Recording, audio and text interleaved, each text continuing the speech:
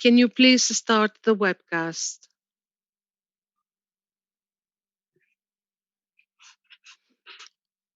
Good evening, members, and thank you for participating in Epping Forest District Council on the 25th of February.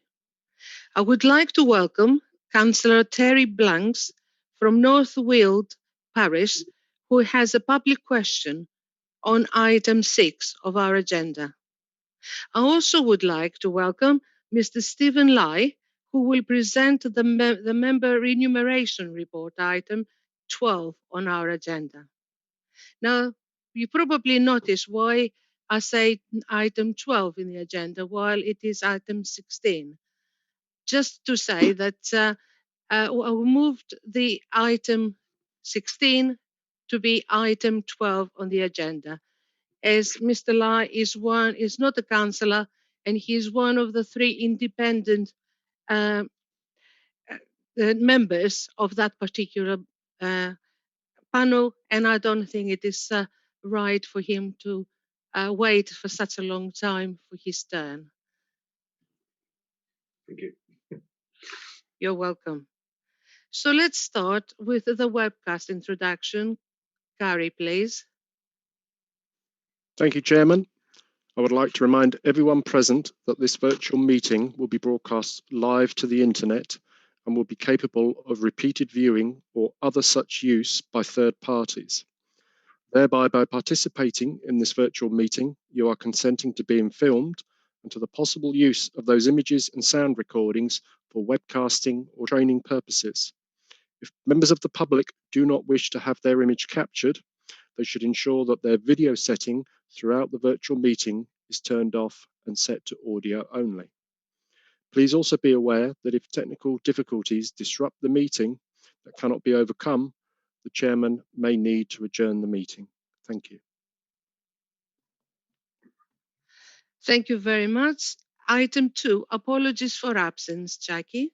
Yes, Chairman. We have apologies from Councillor Rackham, Councillor Mitchell, Councillor Mead, Councillor Deborah Roberts, Councillor Chris Roberts and Councillor Plummer. Thank you very much. Item 3, declarations of interest. Councillor Murray? Thank you, Chairman. It probably isn't strictly necessary, but I do always err on the side of caution. I want to declare a non-prejudicial interest in the members' remuneration report on the basis that I know Stephen Lai fairly well. Thank you very much. Noted Councillor Whitbread, please. Yeah, thank you, Chairman. Chairman, a non-prejudicial interest in the fact that I am the Cabinet Member for Finance at Essex County Council. Thank you very much. Noted. Item 4, members, can we agree the minutes of the meetings held on the 17th of December 2020 and 8th of February 2021 as attached in your report? Agreed. Agreed. Thank you very much. Item 5, announcements. I'm afraid I have no announcements to make, but that I will be a voting chairman tonight. So item 6, public questions. And as I mentioned before, I would like to welcome Councillor Terry Blanks from North Weald Parish with his question.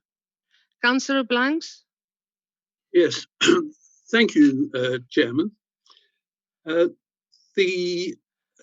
Just to set the tone, the report to the Council today on the finance and performance of Qualis covers Q4 of the first year of operation up to the 31st of October 2020.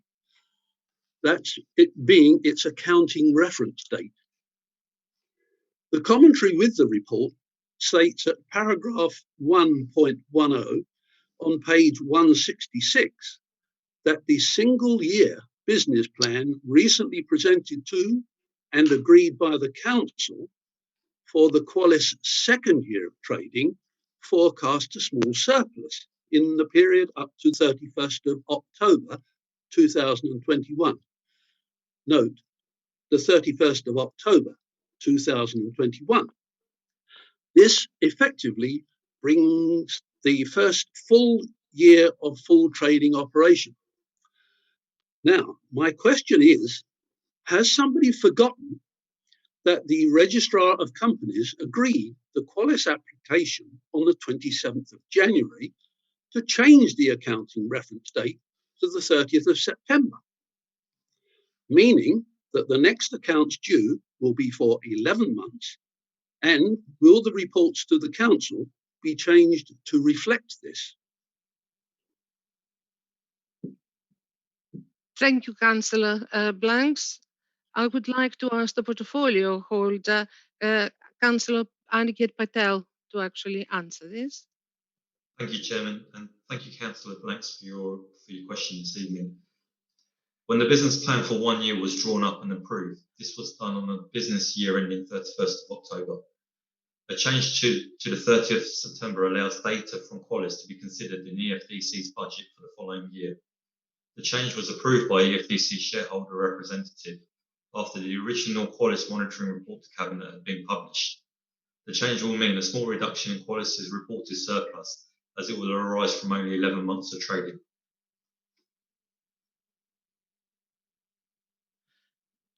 Councillor Blanks, would you like to ask a second question regarding the answer you just received? Yes, thank you, Chairman. Once again, it concerns the dates.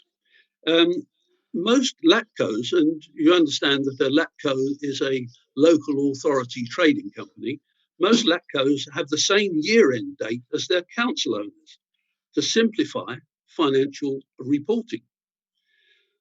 There are charges and recharges between the Qualis companies and the council, who have different external auditors, as well as different year-end, which add to the administrative cost and confusion. Why have the council opted for different year-end dates for Qualis from EFDC for at least the next 5 years?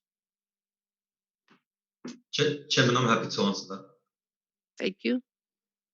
The council undertakes a budget setting process, and as you can see from the agenda this evening, that the budget has come forward to this full council meeting. The reason why there's a split in when the year ends take place is because it allows the council 6 months before this budget setting process takes place. So by bringing it to September, it allows us then to consider what level the council tax needs to be at when the audits will be approved. This year, the audit was approved on the 21st of January. So by bringing it forward 1 month it will give us more time to consider the Qualis report, because we anticipate significant money to be generated from Qualis, and this will be essential for us when setting the budget and considering the council tax. Okay, thank you very much. Councillor Blanks, I hope you are satisfied with the answers. Thank you for sending and participating this evening. Of course, you're very welcome to stay for the duration of, if you wish. We are very polite here. We don't want to see you going, but if you do wish to go, you're very welcome to.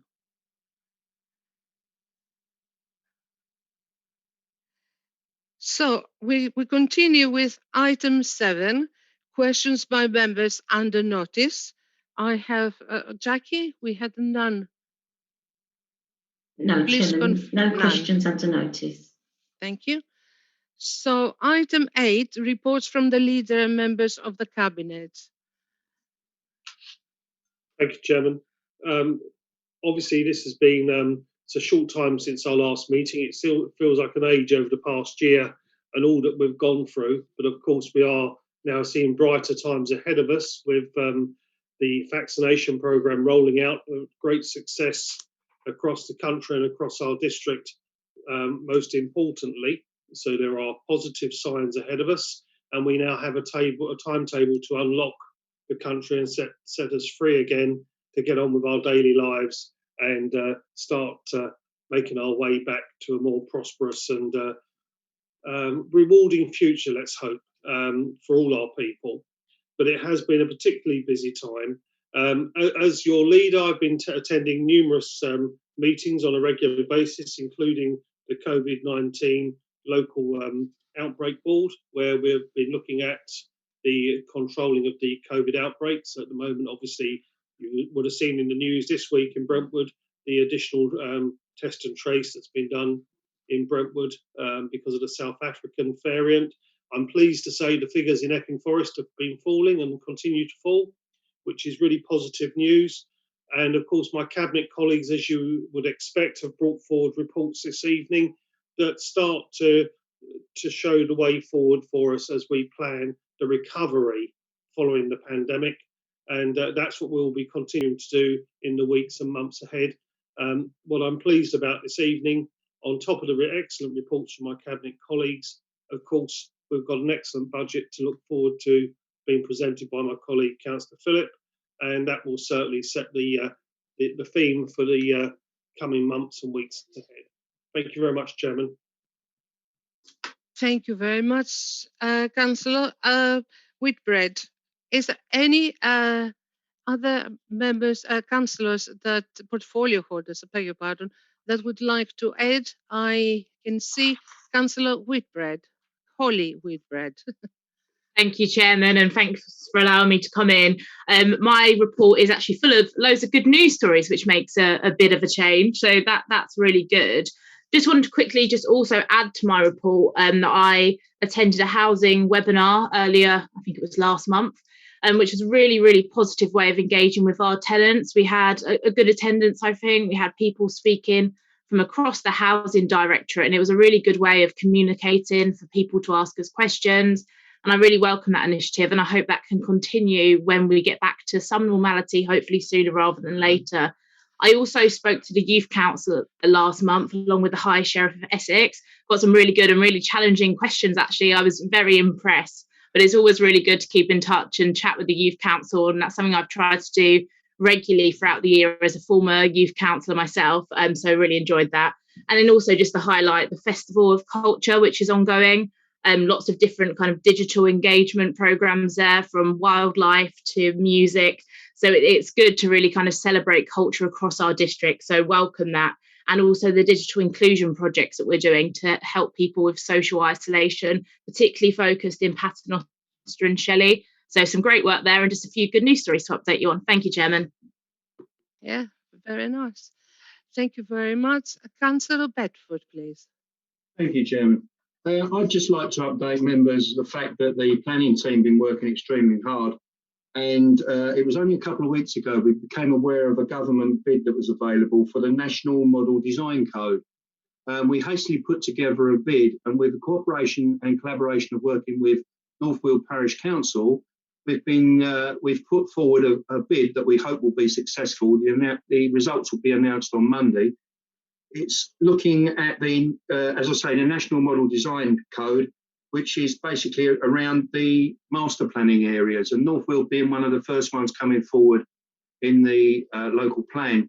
We're hopeful that we get the bid through, because it will enable North Weald to have some control over the design of the master planning area, and we really look forward to working and seeing if we get the bid successful. It's worth £50,000 to us, so we're seeing well and hope we do well. Thank you very much, Councillor Bedford. Councillor Sam Kane. Yes, thank you, Chairman. Very brief updates to page 33 of my report, where it mentions there are 8 vacancies in ICT due to the restructuring. Very pleased to report that we've had successful advertising campaign, and we now have just 1 vacancy in ICT, which means they can crack on with the workload without having to worry about bringing in external parties. Thank you. Thank you very much. I cannot see any other portfolio holders would like to add, so we continue to item 9, questions by members without notice. Members, as it is a budget council and with an extended agenda, I will allow only 30 minutes. I would like all of you to to thank everybody who have already responded to the email that we sent. And I have a list of those councillors, so you do not need to use your hand, your Zoom hand.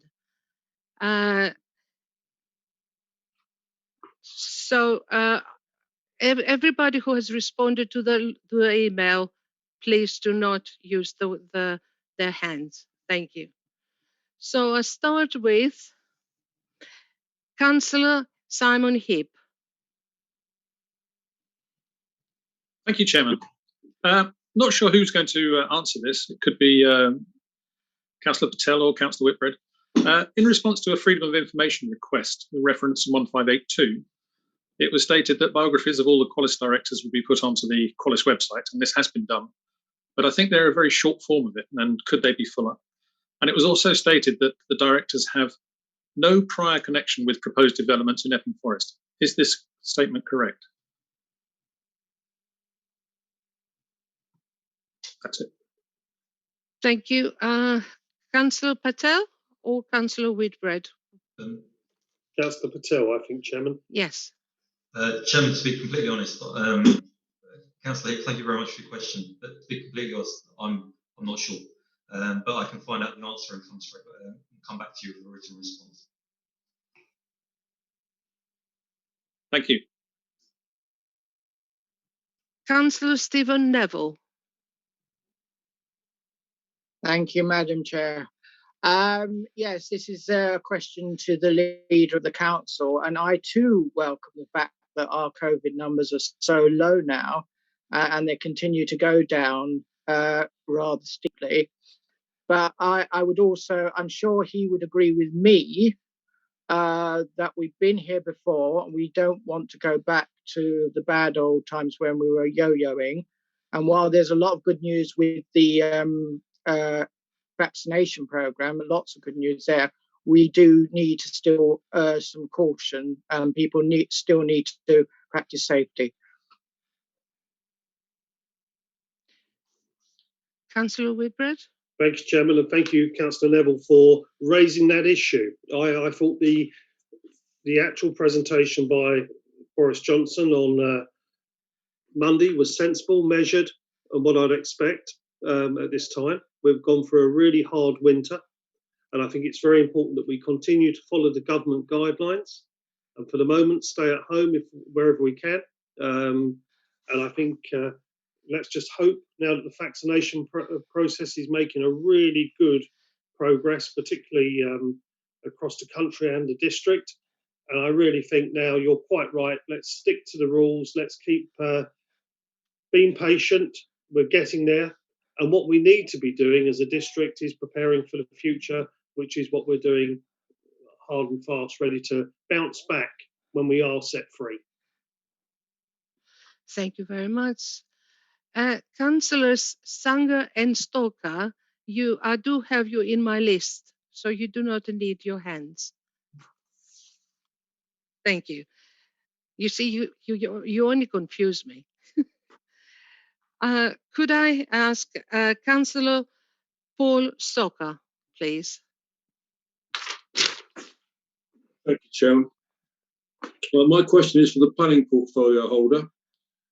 Could you give me an update on his advisory panel to look at the mitigation strategies needed to avoid a clean air zone, and when is it going to meet? And reflecting on the recent call from the LRA, the Liberal Democrats and others for more development in the Greenbelt, would he comment on the impact this might have on the rural parts of the district, one of which I represent, and which they seem not to care about? Thank you. Councillor Bedford. Thank you very much for that question, Councillor Stalker. Well, it's taken some time to get organised due to the calendar at the moment, but we have now got an officer appointed, Laura Kerman.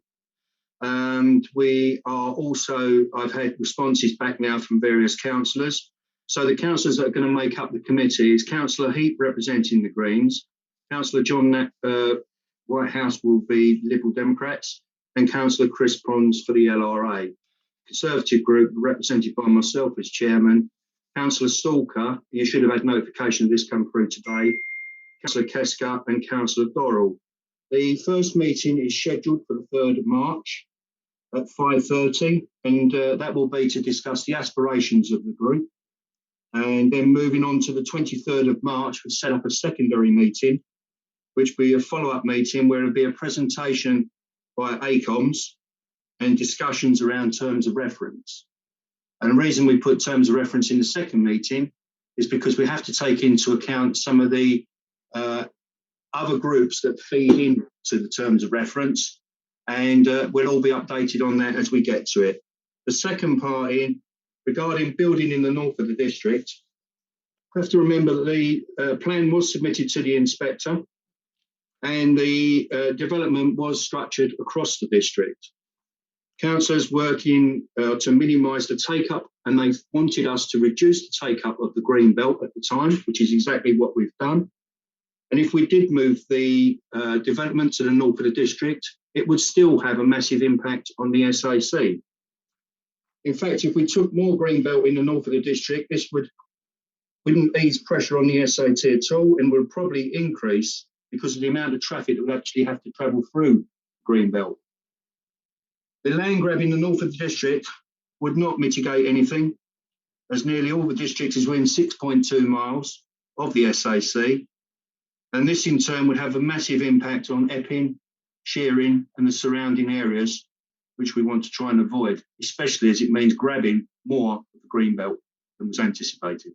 I hope that answers your question, Councillor Storr. Thank you, John. Councillor Janet Whitehouse. Chairman, I think my question is to Councillor Holly Whitbread. At the October Council, I asked under the item about outside bodies for a report on care and repair in Epping Forest, known as CARE. When it didn't come to the December meeting, I contacted the councillors who were appointed that body and was told that CARE no longer exists. It does seem rather discourteous that council wasn't informed. CARE used to administer the handy person scheme for older house owners and also had a list of vetted traders, and both of these were very much valued by older homeowners. My question is, where are these services now, and how is the handy person scheme being advertised? Thank you, Chairman. Councillor Holly Whitbread. Thank you, Chairman, and thank you to Councillor Whitehouse for her question. And first of all, let me apologise for not getting back directly to Council. I was copied into a number of email exchanges on this subject. So I think with the further lockdown being implemented at a similar time, I think things just got lost in translation a bit there. So please accept my apologies on that. I'm going to have to offer Councillor Whitehouse a written response so I can answer her question more fully, if that's okay. Thank you, Chairman. Councillor Paul Keska. Thank you, Chairman. My question is to the portfolio holder for commercial and regulatory services, that's Councillor Patel. Could he please give members an update on the distribution of grants to businesses and comment on future plans to reach those who may have missed out? Thank you. I think I will actually pass this to Councillor Kane. Councillor Keska. I think mistaken, Chairman. I think that is Mr. Councillor Patel. I beg your pardon. Councillor Patel, please. Chairman, sorry. Can I ask Councillor Keska to repeat the question again? Sorry. Yes, thank you, Councillor Patel. It was, could you please give members an update on the distribution of grants to businesses in the district and comment on future plans to reach those who may have missed out so far? Chairman, I think this question is a bit of a crossover and does overlap with Councillor Kane and myself. Councillor Kane, would you? Yes, indeed. Yes, indeed. Thank you, and thank you, Chairman, and thank you, Councillor Keska. We got a bit confused there. If I could first also thank you for giving me an advance sight of the question, and we now know what we're doing. So, as members will be aware, Rob Pavey and his team have over the past few months done a fantastic job distributing the government-funded grant scheme. The administration of these schemes is no small matter, as the rules and guidance for each scheme varied with differing qualifying criteria for each of them. The whole process being further complicated as we move through the various tiers of lockdown with the associated grant for each tier. I'd like to take the opportunity to thank Mr. Pavey's officers and officers from Paula McGuinness's business support team who have been brought in to assist with the processing of claims as quickly as we possibly can. To date, we have distributed almost £40 million worth of grants, with over 6,000 individual claims being processed. And at present, we just have 103 claims still to be determined. So looking forward, members will note that I'm bringing a report to the next Cabinet outlining our approach to the next tranche of the ARG, or the additional grant relief. And this will see a further 2.1 million available for further grant awards, and also allows for initiatives to support the local economy other than by direct business grants.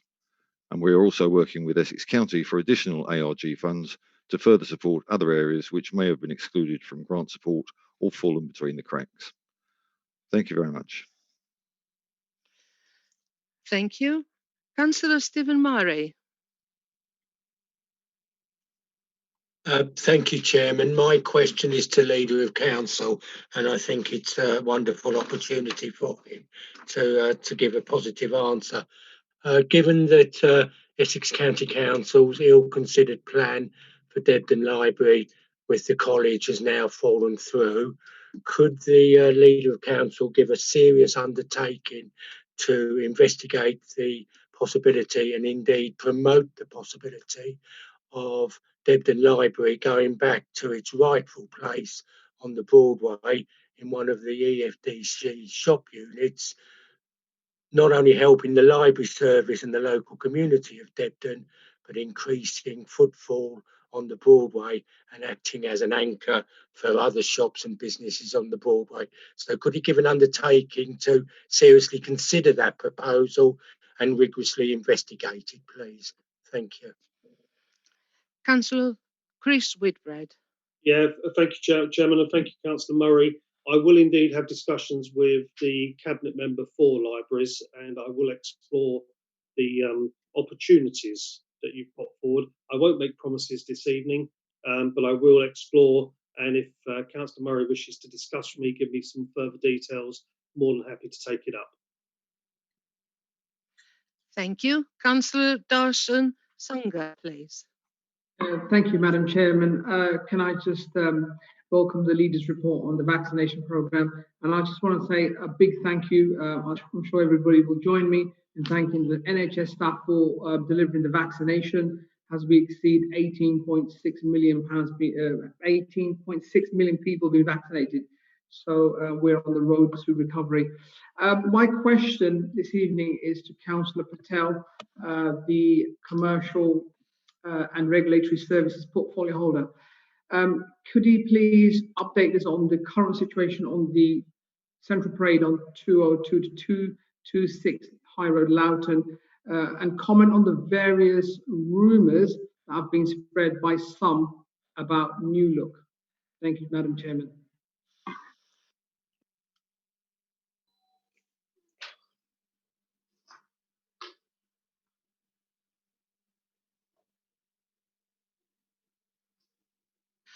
Councillor Patel. Thank you, Chairman, and thank you, Councillor Sangha, for your question. Can I also thank you for making me aware of your intention to ask this question prior to the meeting.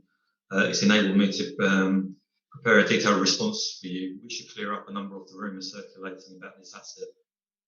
In December 2019, the EFDC purchased the freehold title of Central Parade and 202 to 226 High Road, Loughton as a transfer of going concern, but for a net sum of £18.645 million. There was no VAT to be paid on this purchase, which after the additional stamp duty, land tax, legal and associated fees resulted in a total purchase of £19.834 million. The purchase consists of 18 retail premises, one lot. On the first and second floor, we have an office tenant and 9 residential flats, which are located above the High Road retail premises. With the exception of 202 High Road, which is the former Pak Choi, the commercial premises were all let in the main to national covenants, the remainder to local tenants. The vacant shop was subject to an agreement for lease to McDonald's, conditional on receipt of the conditional on receipt of the suitable planning permission. The planning permission granted on the 1st of June at Area Plan South was subject to several conditions that unfortunately were unacceptable to McDonald's, and they terminated the agreement for lease. As well as the vacant premises at 202, due to lockdown and market conditions, the councils have also received the following shops back from the tenants: 202, which is Clinton's, 210, which is Rush Hair, 220, Percy Ingle, and 224, Thomas Cook. In addition to the above, both New Look at 216 and Clark's 4 Centric Parade have entered a company voluntary arrangement known as a CVA. This resulted in the rent charging from a set sum to a turnover-based rent. This has resulted in a loss of income to the council. The council employed a city-based surveying firm who had previously been used with great success at our retail park to market the vacant premises. Despite COVID, there was significant interest from several national retailers in the vacant premises, and advanced talks were progressed and heads of terms agreed with the national food operator to occupy 5 units on the high road portion of the parade. Unfortunately, the operator recently pulled out of this transaction. Terms have also been agreed at market rent with the national health and wellbeing operator for the former New Look premises at 216 High Road. Under turnover rent forced on the council by the CVA, New Look were paying less than half the market rent, and in light of this strong offer and another offer from a national retailer, the council had served the break notice on New Look to end their tenancy in order to achieve a greater income for the council. In respect of the other premises, 220 High Road is under offer to a local A5 operator who has 2 other successful premises within the district. And on 210 High Road, we are in the final stages of agreeing terms with a local hairdresser who again has other premises within the district. Thank you. Oh, sorry. Sorry, Chairman, just got a little bit more to add. With regards to 202 and 204 High Road, we have received an offer from a Good Covenant to operate a new fresh food-based offering. And subject to a survey, we also hope to receive an offer from a large national food retailer for the premises. 220 High Road has only recently been put on the market, as this formed part of the aborted food retailer deal, and we would expect interest from this small property, as it is also a trade, as it allows the trader to operate from the prime section of Loughton High Road at a reasonable rent. With regards to the Clark's premises, which is subject to a very low turnover rent due to the CVA, we have interest from a large national discount retailer willing to pay the market rent. In addition to everything that's been mentioned, we have agreed terms for a new lease with Holland and Barrett and are in negotiations with both WH Smiths and Timorson's, trading as photo export for a new lease on their existing premises on the parade. Thank you, Councillor Patel. Councillor David Dorrell.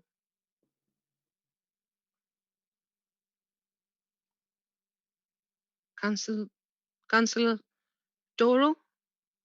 Not aware of ask for a question. Oh, I had you on my list from the... No problem at all. Thank you. Councillor Les Barrows.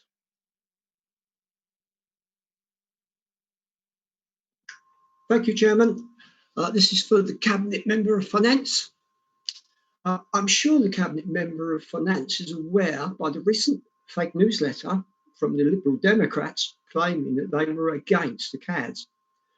However, was he also aware only on Tuesday of this week that the Lib Dems at Essex County Council called for local residents to pay a massive $7 million in extra council tax to pave the way for clean air zones in Essex? How can the residents trust the Epping Lib Dems? Thank you.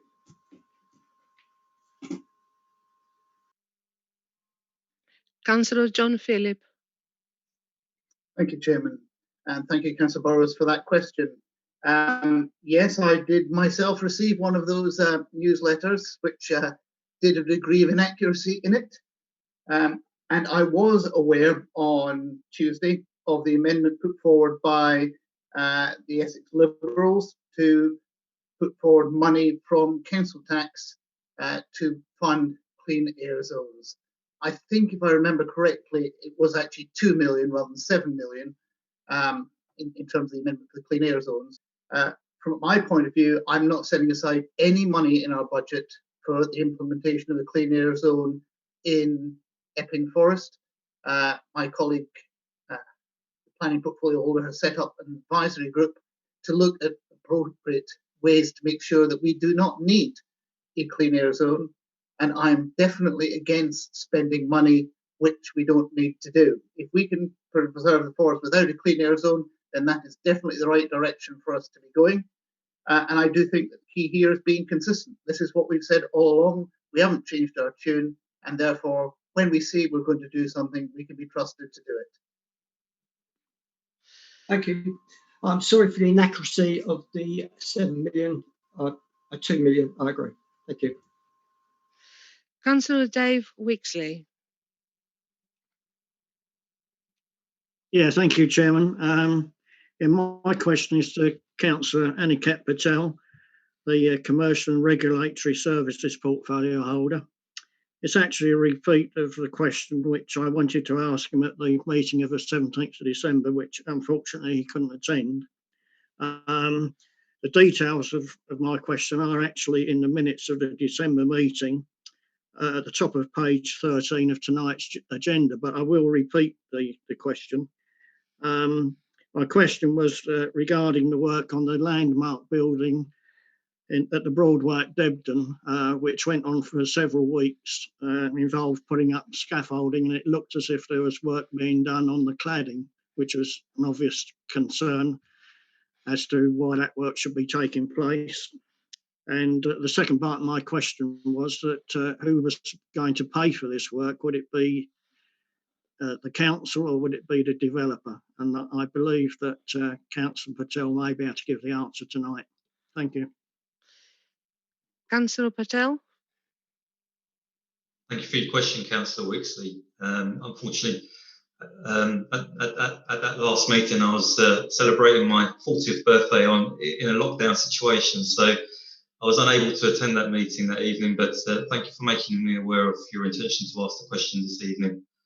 I can advise that EFDC have been aware that the Government Office identified the landmark building in Debden as having ACM cladding, and were advised that Higgins Homes had been instructed by the government to remove the ACM panelling, as the building is leased to Higgins Homes on a long lease from EFDC. We took an active interest in ensuring that the works were carried out and asked for regular updates on the progress of the works. Please note that the ACM cladding is only installed on the section above the main residential doorway. On the 27th of January 2021, Paul Shadbolt, Higgins Homes contract manager, has confirmed that ACM cladding has now been removed.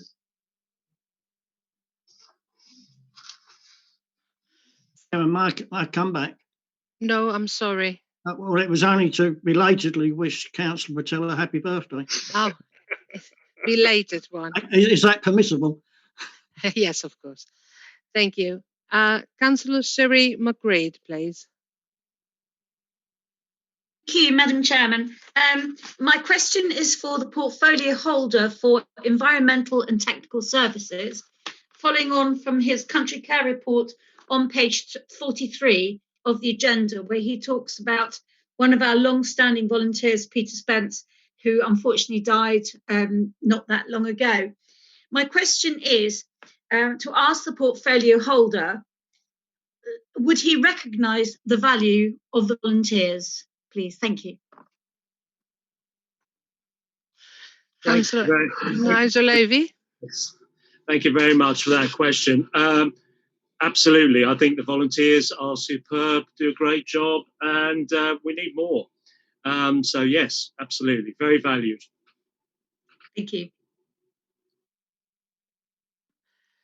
Councillor John Whitehouse.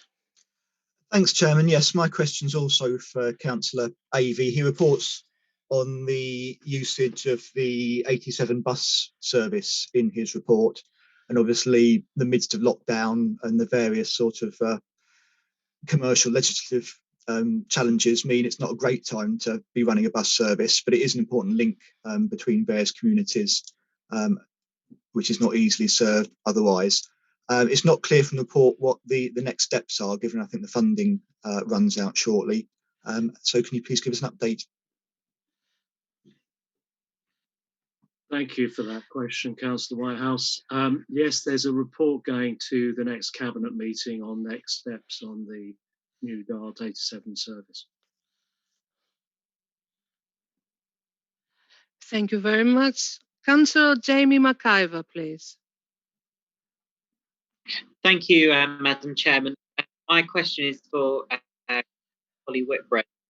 Would the Cabinet Member for Housing and Community Services successful completion of Cyril Hawkins House in North Weald, and also an update on the the council house building programme? Councillor Holly Whitbread, please. Thank you, Chairman, and thank you, Councillor McIver, for that question.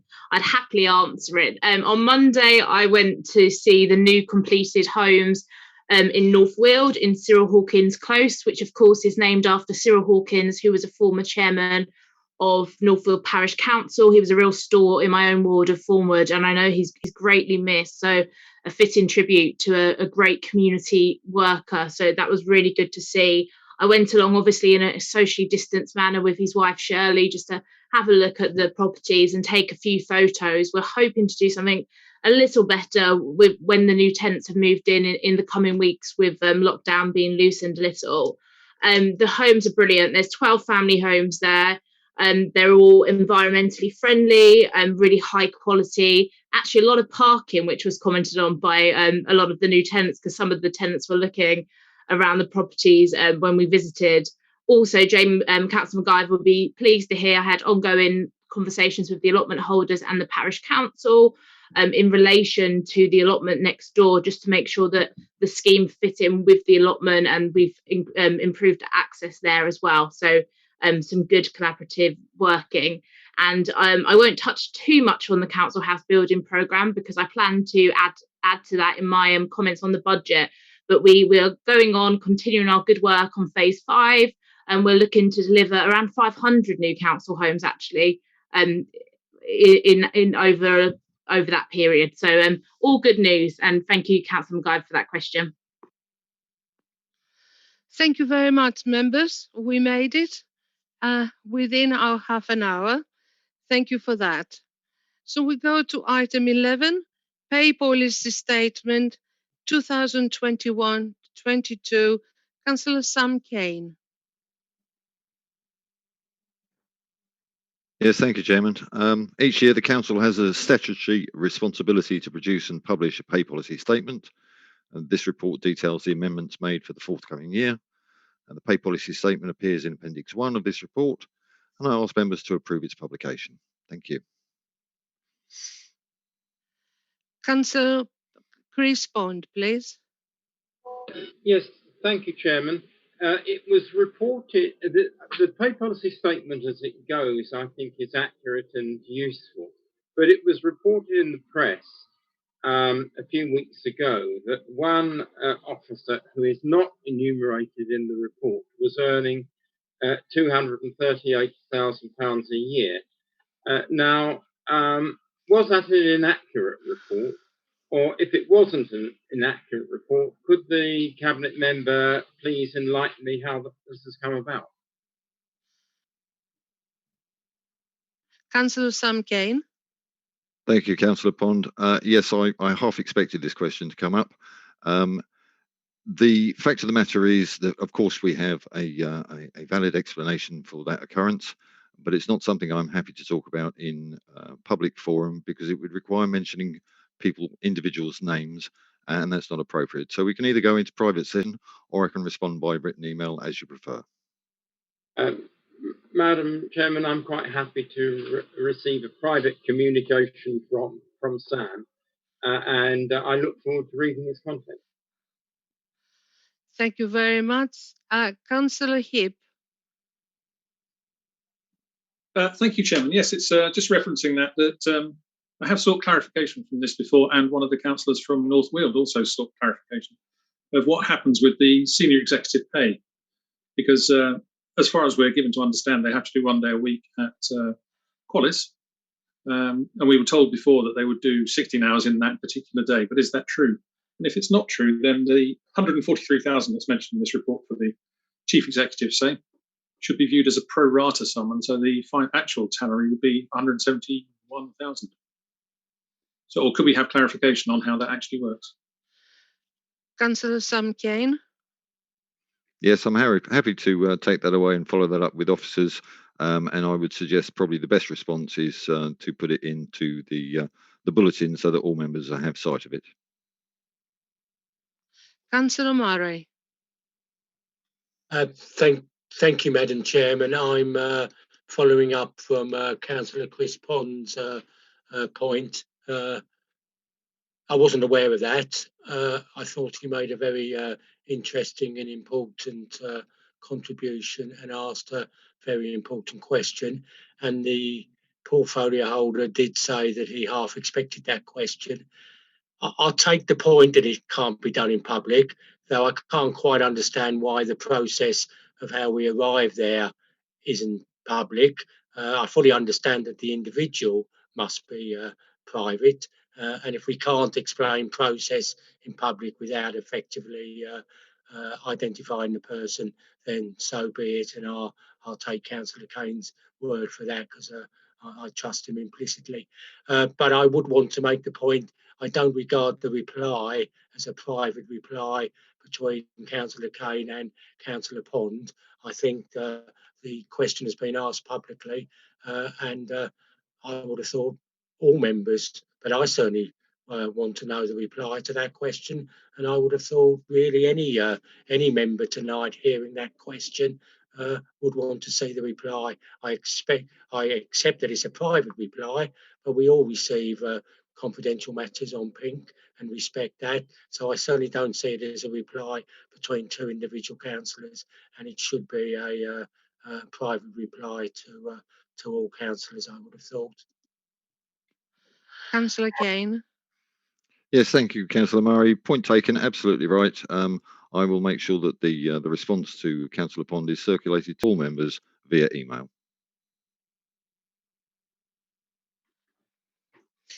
Thank you. Can we approve the pay policy statement, members? Agreed. Thank you very much.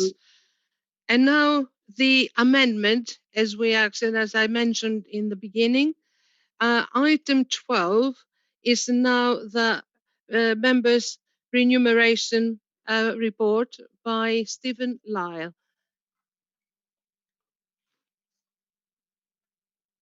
Thank you, Madam Chairman. Good evening, council members. It's my annual appearance before you. No big events this year. A brief summary of what we're saying is that there should be no change to basic allowance this year in the overall economic circumstances. We are, however, just mentioning again that members of Epping Forest Council now have fallen even further down the benchmark list. And I'm conscious of the fact that we wouldn't wish the work undertaken by members of this council to be perceived as being of lower value than the work undertaken by members of other councils. We can just about, in a way, bear you all being at the foot of the benchmark list, or towards the foot of the benchmark list this year, but we will find ourselves having to address that again next year. So that's just a tip-off that next year some form of, if only inflationary increase, may well have to be considered, so that you're not devaluing yourselves. Second point is that there's no change in special responsibility allowances either, but the usual plea from the panel that the council should try and find a way of paying the full recommendation that we've been suggesting for the last few years. We were very pleased to see that the basic allowance was put up to the full recommendation some years ago, and we'd like to encourage that the special responsibility allowances are brought up to the 100% level as well. And finally, sort of non-event really for the meeting, but just so that you're aware, the meeting did consider 3 other issues: the allowances for the chair and vice chair, possible allowance for group leaders, and allowance for the members sitting on the Collis board.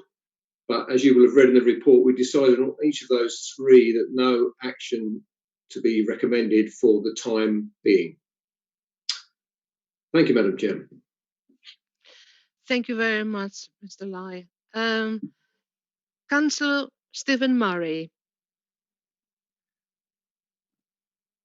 Thank you, Chairman. I always read this report really carefully, and can I thank you for that, Stephen, and nice to see you again. I do just want to make a couple of comments, because as soon as I saw the report, I did ask the officer for the comparisons, the data that the panel saw. So I've got all the facts and figures of the 25 comparative authorities. Don't worry, members, I don't intend taking you through all 25, but there are some interesting points that I think should be made. I completely agree with recommendation 1. I see absolutely no reason why our basic allowance should go up this year, and I would take some convincing that it should go up in any meaningful way next year. I think that allowance of 4,300 personally I feel is about right, but I do just want to share, and it's kind of been indicated in the report but not in detail. I had a look at the 25 comparative authorities that the panel considered and compared us with. 23 of them are higher. Not all of them significantly, but 23 of the 25, the basic allowance is higher than our allowance. 1 is the same, and only 1 is lower. Castle Point's allowance is 3,500, and they do range. I mean, Brentwood is 6,000, Hartsmere is 6,000. I won't mention any more, but we are significantly near the bottom. Only 23 are higher, 1 are the same. And the other thing that grabbed my attention from the report, and this is the post, not the person. Can I make that absolutely clear? I'm talking about the post, not the current post holder. They said that the panel, this is paragraph 17, the panel is reserving the right to have a look at the allowances for the position of chairman and vice chairman. And I do accept we may not always be comparing apples with pears, but in terms of the family group, it is quite interesting for whatever reason, and there will be a historic reason, I'm sure. We are actually fairly high in terms of the chairman's allowance compared to the comparative group. And I might add, Councillor Whitbread, though it wasn't directly mentioned in the report, I did have a look at the comparative allowances for leaders of council across the 25, and you're receiving very little compared to most of your counterparts in that 25. But I'm not suggesting for 1 minute that it should be increased, but if you hadn't realised, the allowance for leader of council in EFDC is substantially lower than most other councils across Essex. Thank you. Thank you, Councillor Murray. Councillor Simon Heap. Thank you, Chairman. Broadly, I agree with what Councillor Murray said, and I would not like to think that just because we've had no increase for several years, that there should be a bumper increase next year, particularly in a time which is going to be quite tough for a lot of people. A lot of people I know, certainly, who work in the entertainment industry have had no income, let alone an increase in income. So I think for the council to be seen as paying themselves a bumper salary next year would be a big mistake. Thank you. Councillor Chris Whitbread. Yeah, thank you, Chairman. Chairman, first of all, can I thank Mr. Lai and the remuneration panel for carrying out this report. They do it on an annual basis, and they always give us good advice. And I agree with their advice this year that we should not be seeking to increase members' allowances at this stage. And I would be very loath to be considering it next year as well, Councillor Heap, because I think we're in for some troublesome times ahead where our residents have struggled enough over the past year. And my most important thing, as always, is to keep that council tax low and protect frontline services. But can I just say and thank all my council colleagues from across all parties, because I do recognise over the past year the amount of additional work that's gone on across all parties and all people. I think in some ways councillors have acted like the great volunteer sector and have done a lot in their communities over the past year. And I'd like to thank my cabinet members who have been more engaged than ever before in what they've done on behalf of residents. We get some very unfair press sometimes, particularly on social media, and I don't think people realise how much you people do for their residents. And I'd like to thank you all personally, as well as the remuneration panel at this point, because I think no, we don't deserve an increase this year because our residents are going through it and having a tough time. And I think it's part of our duty to them, what we're doing at the moment. But I just want to thank you all for what you do on behalf of residents. We thank officers for what they do, but you guys have been unbelievable over the past year. Thank you very much. Thank you, Councillor Whitbread. Members, this is for consideration. So can we note the report? Noted. Yes. Noted. Mr. Stephen Lai, thank you very, very much for participating tonight and give us the report. Of course, you're welcome to stay, but I'm sure you would actually like to enjoy family life this evening. But thank you very much for participating. Thank you very much. You're welcome. Okay, we go now to item 13, Council Budget 2021-2022. Councillor John Phillip. Thank you, Chairman. Item number 13, lucky for some people. Can I just start tonight by making a specific word of thanks to Messrs. Small and Hartgrove for all the work that they and the rest of the finance team have put in over a number of months to get us to a point where we do have a well-balanced budget. Having said that, I've got one correction to make for members. It's on page 90 in the first table and the second line, which reads Thornwood Parish Council. There are some missing words in there. It should read Thornwood via North Weald Parish Council. Where Thornwood doesn't have its own parish council, they come under the North Weald Parish Council, and that's how we would intend to make money available for Thornwood. Moving on to the budget. The budget itself has been a real challenge. It's done in the context of the multiple changes that we're seeing through COVID.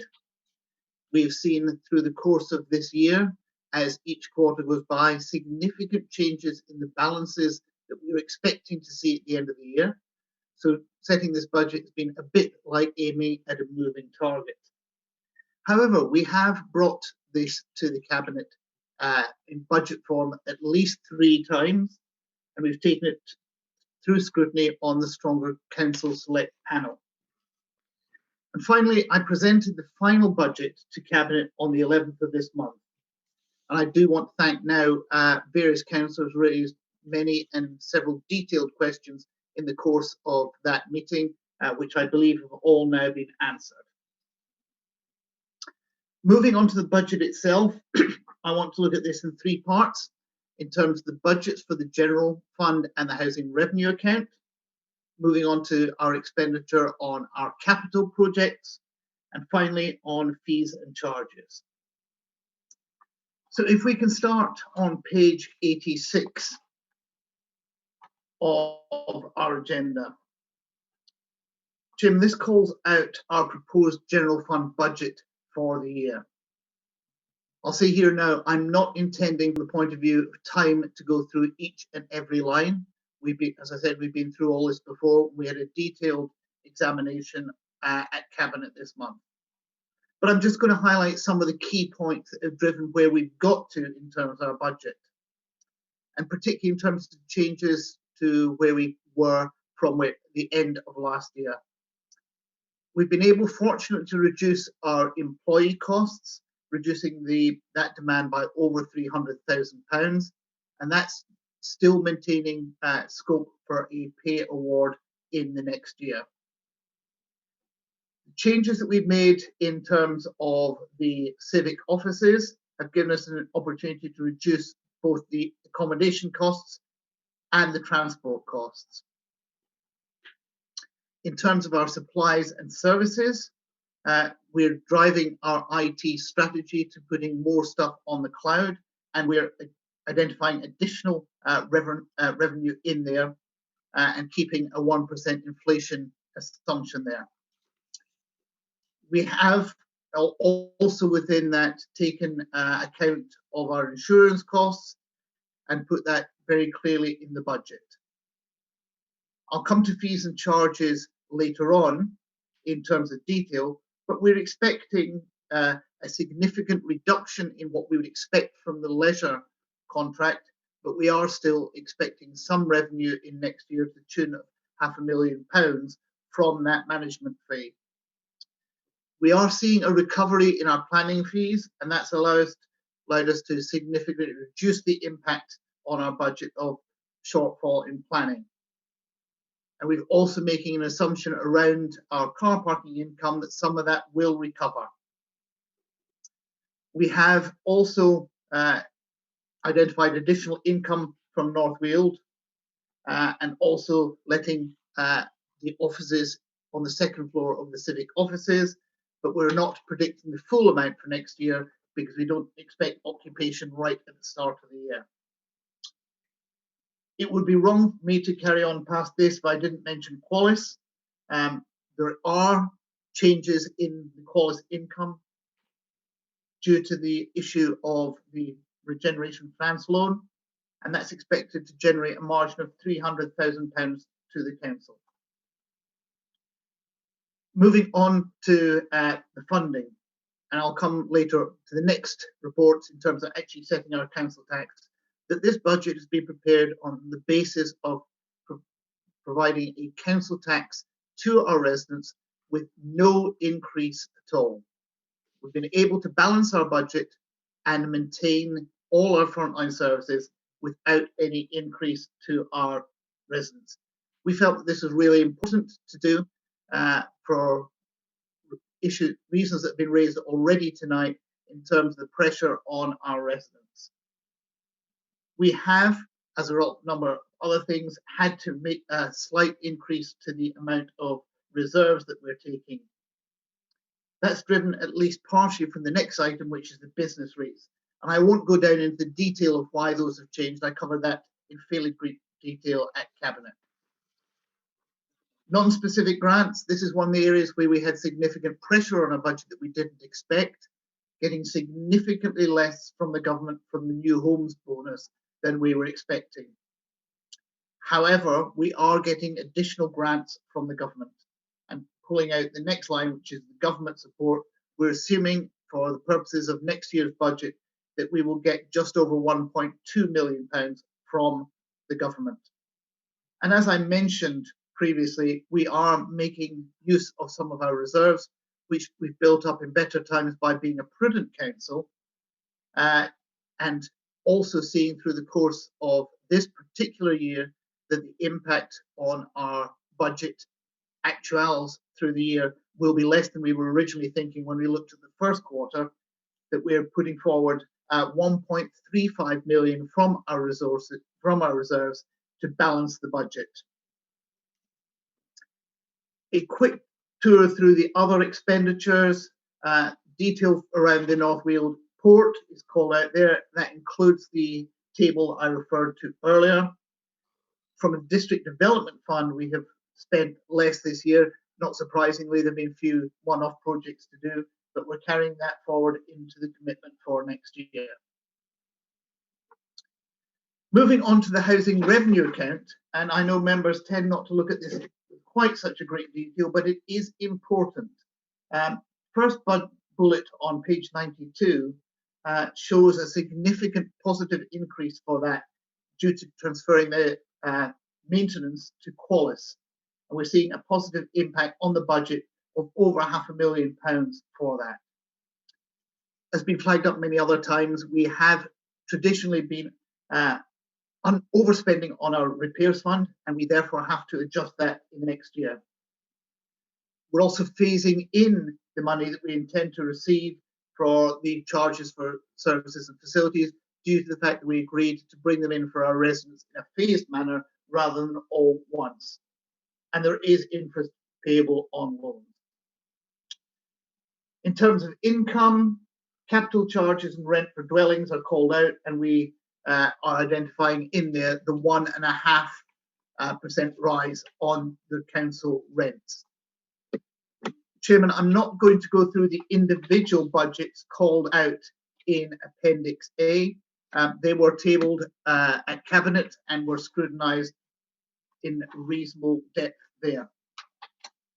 Appendix B, Chairman, takes us through that, starting on page 103, the medium-term financial plan. Pages 109 to 111 cover the report from the Stronger Council Select Committee.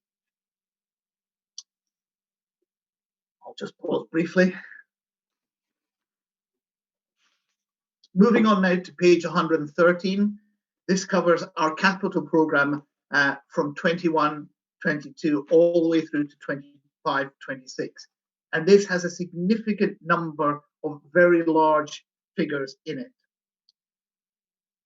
I'll go very briefly through the individual schemes starting on page 115. And this first one is a very good news for Waltham Abbey. We're looking at the museum and library joint facility. And in that, the Cabinet agreed funding of £1.5 million to include in this budget for the delivery of that. Moving on to contracts and technical services, that is a whole 33.7 million.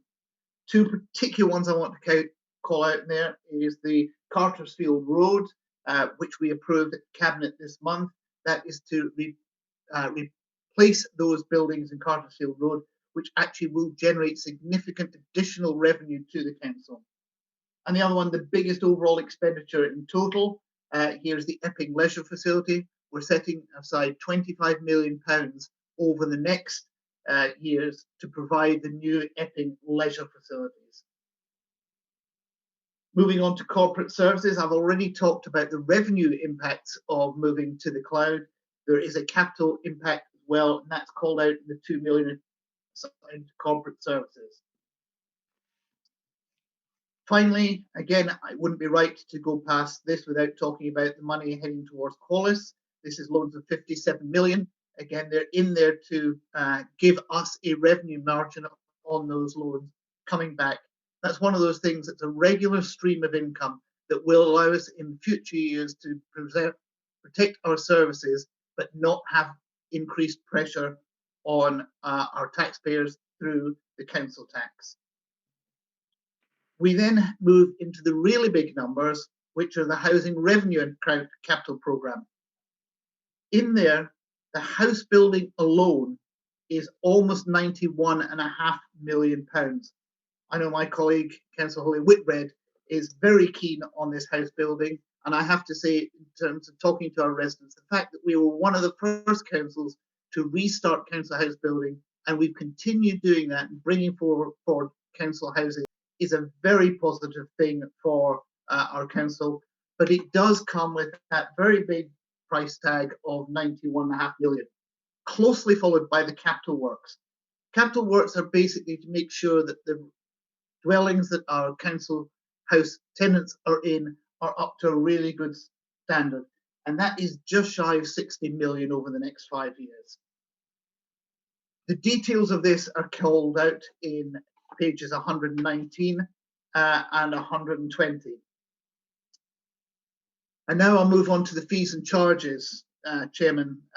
Unlike some other councils in Essex, we are minimising our increases to our fees and charges where possible.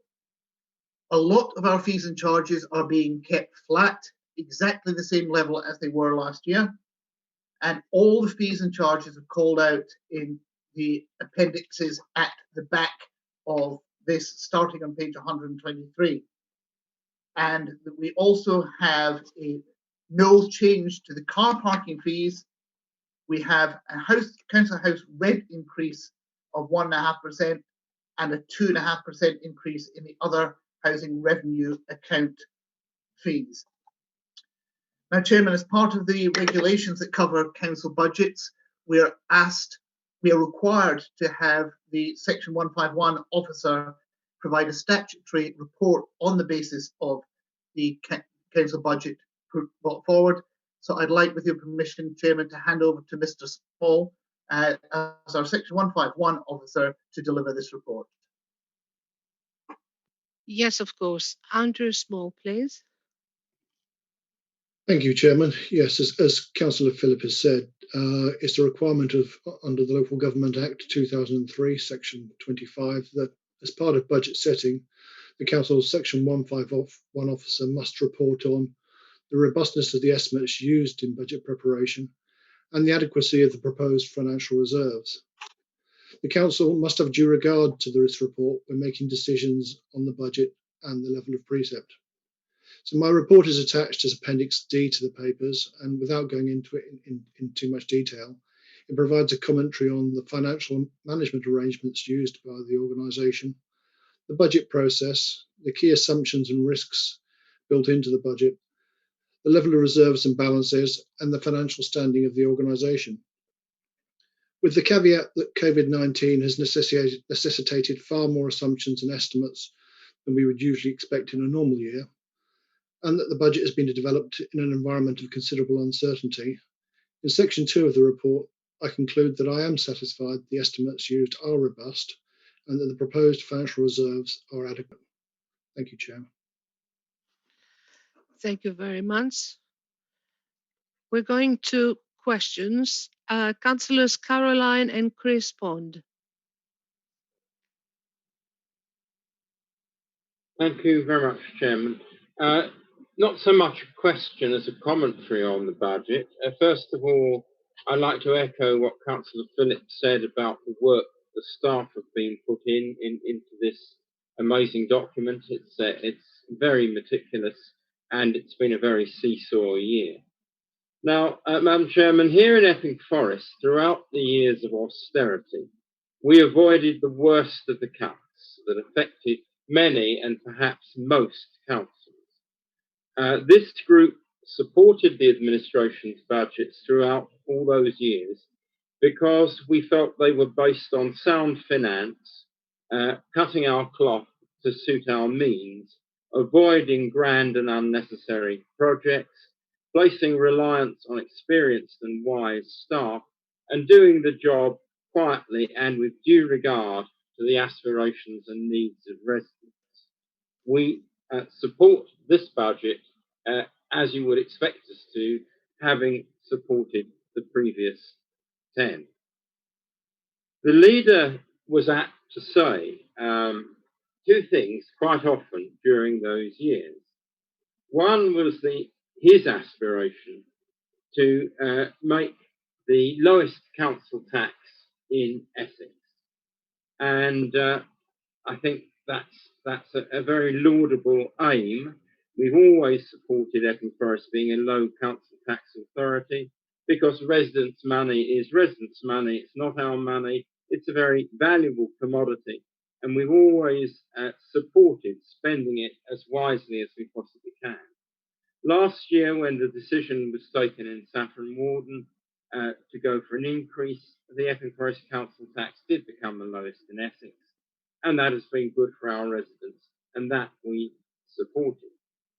The other thing the leader used to say was, and it was every budget, he used to say, and of course we are a debt-free council. That was the very basis of the sound finance that I mentioned before. Money was sorted away judiciously to form a solid level of reserves, was the envy, I think, of most other Essex authorities. It's often said that the County Council at the turn of the century had only about a week's liquidity left.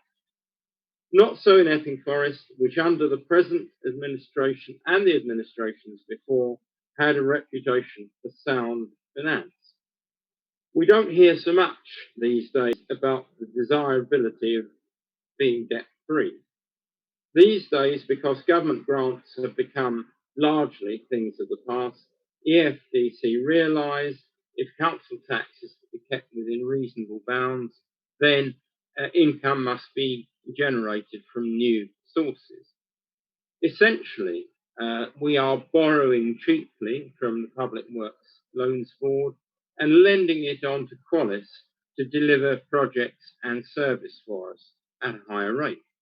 Now, I don't object to that. I think that is a way forward, and we saw the writing on the wall at an early date.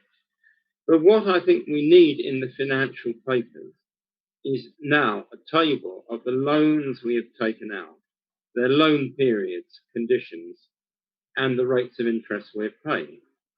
The model we have works at the moment, but it won't always.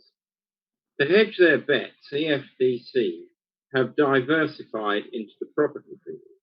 But as Councillor Patel has found and explained to you tonight, this is something of a gamble.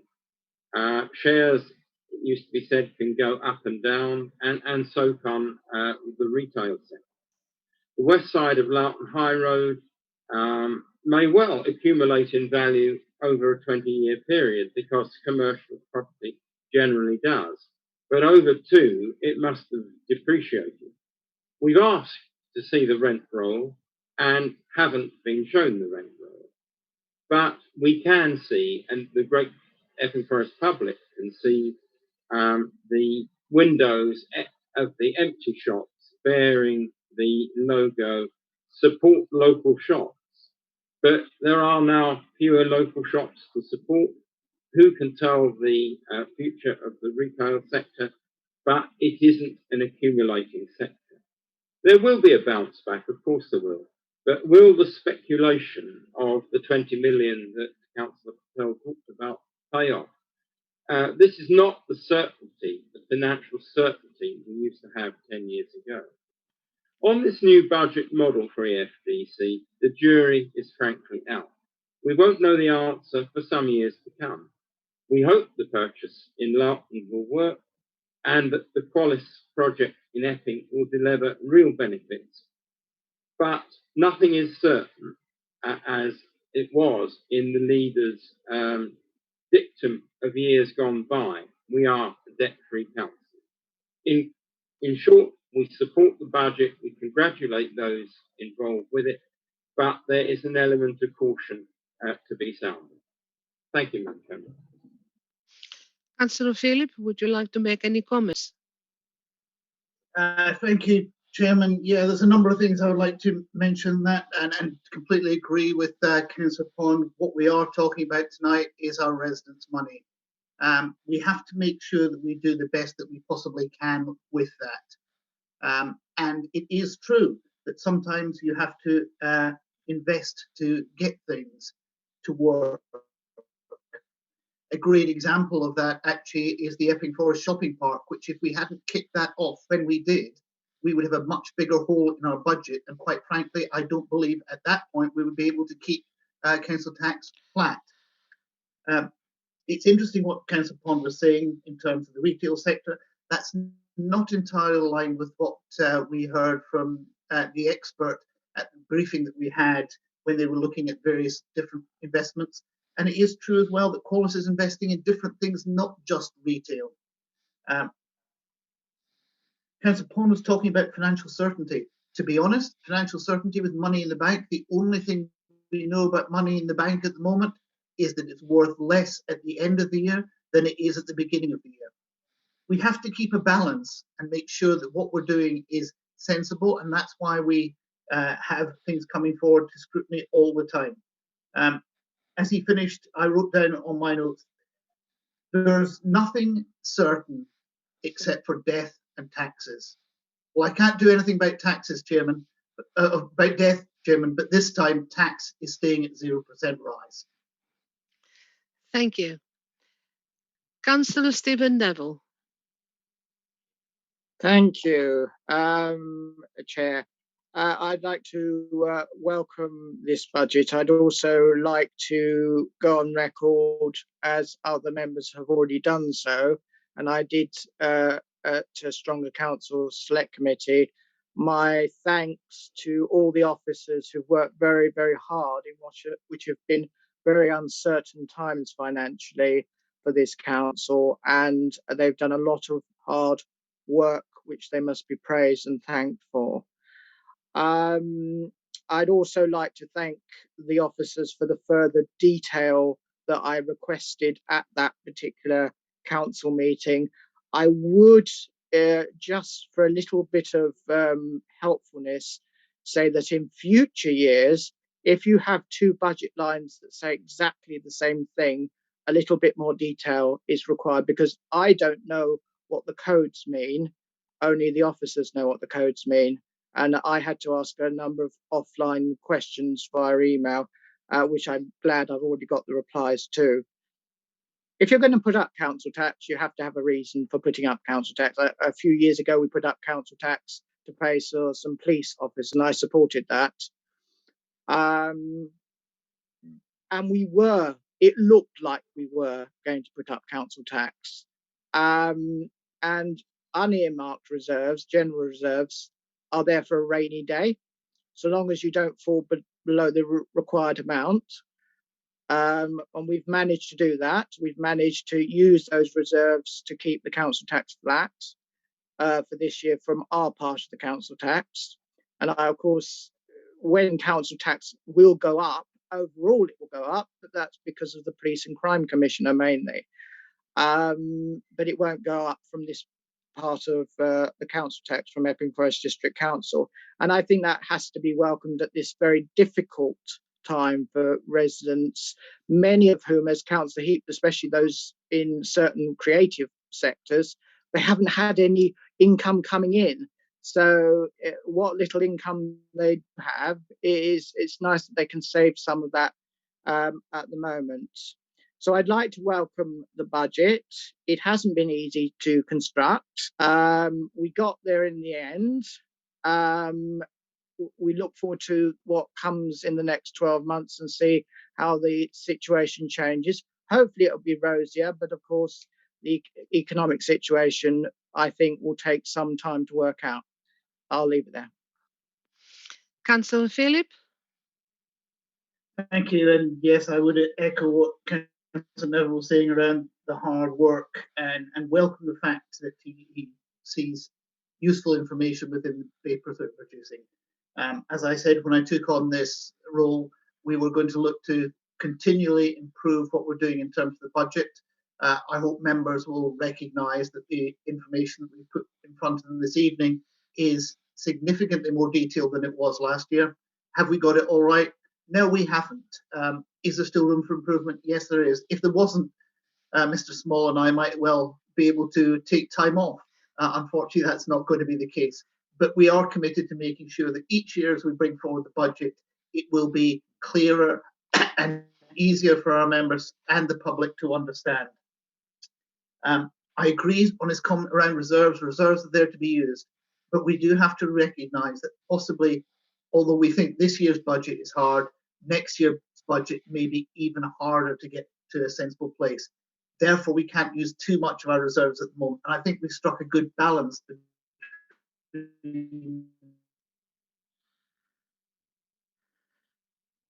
Councillor Phillip, we lost you for a minute. Not using too much of them. So we're not cutting things to allow us to do that. Being able to do both. Councillor Phillip, thank you. Councillor Stephen Murray. Thank you, Chairman. A number of comments. The first one, just before I forget it, It's an aside, but it's an important aside. The only thing I would disagree with Councillor Phillip in, and I can only obviously speak for myself, is speaking as one councillor, I take as closer interest in the HRA as I do the general fund. I watch the HRA like a hawk. I have to say, as a mere teacher, I struggle sometimes to understand all the detailed accounts and so on, but I can assure Councillor Phillip, and I think other members will be just the same, I look at the HRA in as much detail as I would the general fund. Having said that, everything else I want to say is very positive. And I want to divide my remarks into two areas. First of all, issues as regards the budget, and then the procedure adopted in doing this budget. And as I said, my remarks will be very positive. Very, very happy to support this budget, not only because of what it's doing, but the way that you as a portfolio holder have chosen to involve all members across the council in its formulation. Thank you for that. I don't think much more needs to be said about freezing the council tax. It was something you said you were going to aim to do. It's something that I certainly brought up, I think, at least 3 times during the process, that it's something we should aim for, and other members did as well. And I'm really glad that we've been able to do that. But we've been able to do that and still protecting frontline services. And I'm very happy to report to members, because I think it is important, because we do need to scrutinise these things carefully. I'm very happy to report to members that the 2 concerns that I had going through, and it was mainly at the Cabinet that we got the level of detail, the 2 concerns that I did have been really well answered by the officers when I asked them about it, because the budget on Appendix A on page 95 was suggesting a large decrease in the expenditure on abandoned vehicles from 21,000 down to 6,000, and I was worried about that. And I was also very worried on page 97 when the Cabinet, it appeared that Safer Communities programme was going down from 238,000 to 90,000. But I got very good and clear explanations for that from Mr. Small. So I can support this budget 100%. It's a 0% increase. It protects frontline services. And I am absolutely delighted with the council house building programme. It's something that we desperately need. Doesn't mean that I completely agree with all the sites that are chosen. It doesn't mean that I always agree with the style of housing or the amount of housing that goes on into individual sites. That's a detailed kind of planning matter. But as a general principle, it's something that this area is needed for generations. I think I've shared this with members before. When I first got on the council in '82, we had 13,500 council homes. Now, with the new numbers, I would imagine it's something like about 6,500. So we're nowhere near where we were in '82, and we probably never are, because things have changed, and I understand that the world doesn't stand still. So very, very supportive of this budget, and I will give it my full endorsement. If I can just kind of talk about procedure, because I think that's partly why we've got such a good budget, because the portfolio holder has really worked across the aisle, and he's recognised us all as councillors with a contribution to make on this issue. And I don't want to be kind of negative anyway, but I think it does contrast really, really well in terms of the initial stance as regards how we dealt with the mitigation strategy. And that was part of the problem. There wasn't this kind of across the aisle, working across the council. We've all got something to offer in the process, and you actually get better outcomes. So I think we can really support that. And I've kind of picked up on that tonight, because I have to be absolutely honest, Madam Chairman, I'm really horrified to have learned the detail from the portfolio holder as regards Centric Parade and the High Road, and that's not been shared with Loughton councillors. Perhaps there wouldn't be the misinformation in the community if not maybe that level of detail. And I'm not saying that all that level of detail should always be shared, because you just can't. Portfolio holders have to do their job. But I learned more about what was going on in Centric Parade tonight at this meeting than, and we walk up and down the High Road in Loughton. We're the Loughton councillors. And it would have been so much better for that to have been shared and told us. So well done, Councillor Phillip. The procedure you have adopted in working across groups with all individual members, because I certainly feel involved. I've been able to contribute 3 or 4 times in the work on this budget. Nothing like your work. I'm talking about contributions at meetings. So an excellent budget, and really well done for how you've gone about things. Thank you, Madam Chairman. Councillor Phillip. Thank you, Chairman. I'll keep it brief. I did thank it Cabinet, the input from both my Cabinet colleagues and the Scrutiny Committee in terms of guiding what we should be trying to do. I'm pleased that Councillor Murray has got the answers, which I also saw. I'm completely supportive of the Council House building, and I wouldn't expect Councillor Murray to agree with everything. It would be very boring if we all agreed with everything all the time. And I do take on board what he's saying about working across the aisle. But when we work across the aisle, it is important to remember that we're actually listening to what's said, even if we don't come to the same conclusion at the end. I did listen to the requests for a 0% council tax, but had I not been able to deliver it, that wouldn't have meant that I hadn't listened to it. I just wasn't able to deliver it. And I take on board what Councillor Murray was saying about some people being interested in the HRA, and I hope at least I said at my introduction that a lot of councillors aren't as interested in the HRA. Councillor Murray was certainly the one that I was thinking of as being particularly interested in the HRA. And if I might take the opposite side, say I'm just going to correct him on something, I think you'll find it very difficult to stop me going on about the 0% rise. I don't think that's been mentioned enough. Did I mention there was a 0% rise? I think you did. Thank you. Councillor Holly Whitbread. Thank you, Chairman, and Councillor Phillip can be reassured that I'm certainly going to mention the 0% of rise in my comments. So I just wanted to really comment on the budget this evening and congratulate Councillor Phillip and the finance team for their brilliant work, and also the Cabinet for identifying and doing some good collaborative work there, and also across council, as Councillor Murray mentioned. I think this has really been an extraordinary year, both 2020 and the first part of 2021. And actually, I think that this council has shown why we're here and actually played a really important community role in that time.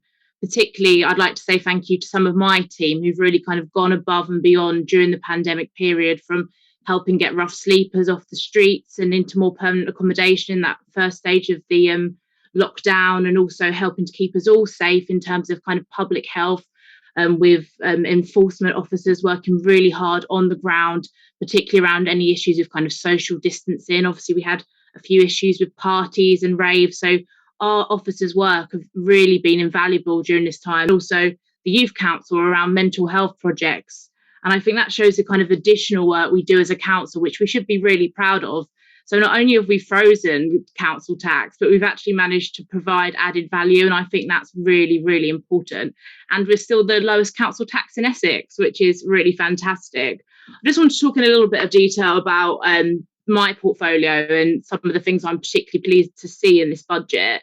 In terms of council house building, I know I pretty much speak about our programme every single meeting, but it is something that I'm really proud of, and I think this council should be shouting about, because a lot of councils don't do this anymore.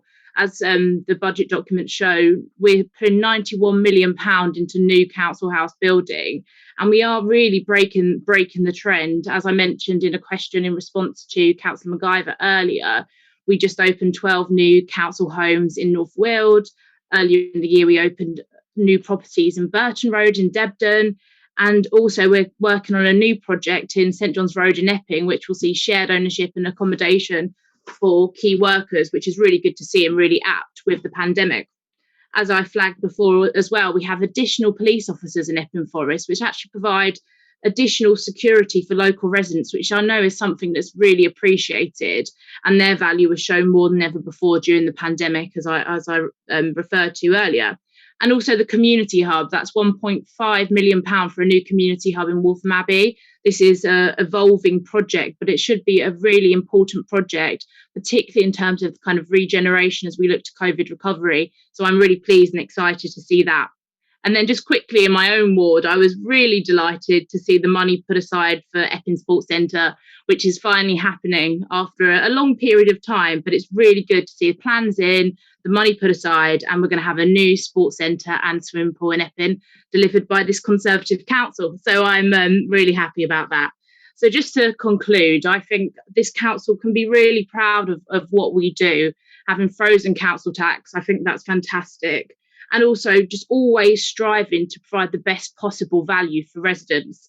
And if you don't mind, I'm going to be slightly political now and just say that our neighbours in Lib Dem run Chelmsford Council haven't actually done this. So they've actually seen tax increased since they've been in charge. Also, burial charges increased by a staggering 12%, and parking charges in Highland Park increased. So actually, it doesn't necessarily come natural to councils to freeze tax and keep them frontline services protected. It takes a good deal of hard work, and I'm glad that this Conservative council isn't doing what the Lib Dems do in Chelmsford, increase tax and charges, but it's keeping tax low to the best value for local residents. So thank you, Chairman, and congratulations, Councillor Phillip. Councillor Phillip, any comments on that? You. Yes, thank you, Chairman. A couple of things. I think three things that Councillor Whitbread called out. The house building, the hub, and the sports centre, they all show that we're willing to spend money where it's for the benefit of our residents. But we need to do it in a balanced way. We need to make sure that we're not overstretching us. And I take the point that Councillor Whitbread was saying, what we're doing, not just through the council tax being kept flat, but also minimising our increases in fees and charges. We are making sure that the pressures on our residents are as alleviated as we possibly can, while still preparing this council for the future and making sure that we've got new services that we can deliver to our residents and therefore improving the place that they live in. And I think that will carry on as we go into next year, that if things come forward in terms of what we can do to improve places, we'll be looking to actively take that on where we can fit it within the budget envelope. Thank you. Councillor Chris Whitbread, you had your hand up. You changed your mind, or? Sorry, Chairman, I knocked my own hand down. Chairman, can I first of all congratulate Councillor Phillip on what is a very good budget. It's amazing to think it's a year since I spoke delivering last year's budget. At that time, I was standing in for Councillor Stavrou, who I miss very much, and we were able to deliver a frozen council tax last year. But to deliver a frozen council tax this year has required a great deal of additional effort. But it's the right thing to do. And we're able to do it because of what Councillor Pond said very early on, that this council has always prided itself on sound finance and careful planning for the future. We won't always agree on how that will be done because we live in changing times, and the way that we do things now will be different to how we've done it in the past. So there are challenges ahead, and I think that Councillor Murray is right that needs that rigorous challenge from across the chamber through the select panels to make sure we're making the right calls. And I know Councillor Patel is very keen to make sure that in future that Qualis reports go to select panels, and there's the opportunity there for cross-party inclusion in some of that in that debate. So I think that's really important. But what I think is really important about tonight's budget, we've heard about the wonderful things it achieves, the swimming pool that I've been waiting for 50 years in Epping, the improvements in Waltham Abbey with the improvements to the library, the museum, and a hub where officers can work from, most importantly. And the ability to do things and discuss things like Councillor Murray raised with me this evening with regards to looking to the future and possibly Debden Library, that type of thing. My mind's already ticking on that, on whether that's another hub opportunity of some type for the future. And I've already sent a message to the Chief Exec to discuss that with me in the morning, Councillor Murray. So there's lots we can do. And we've heard, as a council house boy, I'm delighted with the council house building programme. I think it's a really important thing. I think it's important that we have a council house building programme that gives opportunity to our own young people. And obviously, I'm keen to see the local plan delivered, which will be important to our budget as well. And it's really important that this budget enshrines some of the activities we need to do to make sure that our environment stays in good health.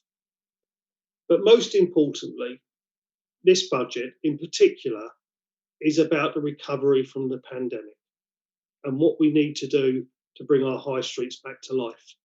And I know at a future cabinet, the reports on Loughton, Buckersteel and Debden and Epping will be coming forward to tell members what we've learned and what we're going to be trying to do. So this is the right budget for now. It's a measured budget. It is robust, as we've heard from the Section 151 officer. That's most important. It's the budget that's right for Epping Forest. It means that we still have the lowest council tax in Essex at a time when our residents most need it. It means that we haven't had to do things that other councils across Essex have had to do, which you've just heard. And I think this council can be proud of making the right decisions when it comes to fees and charges.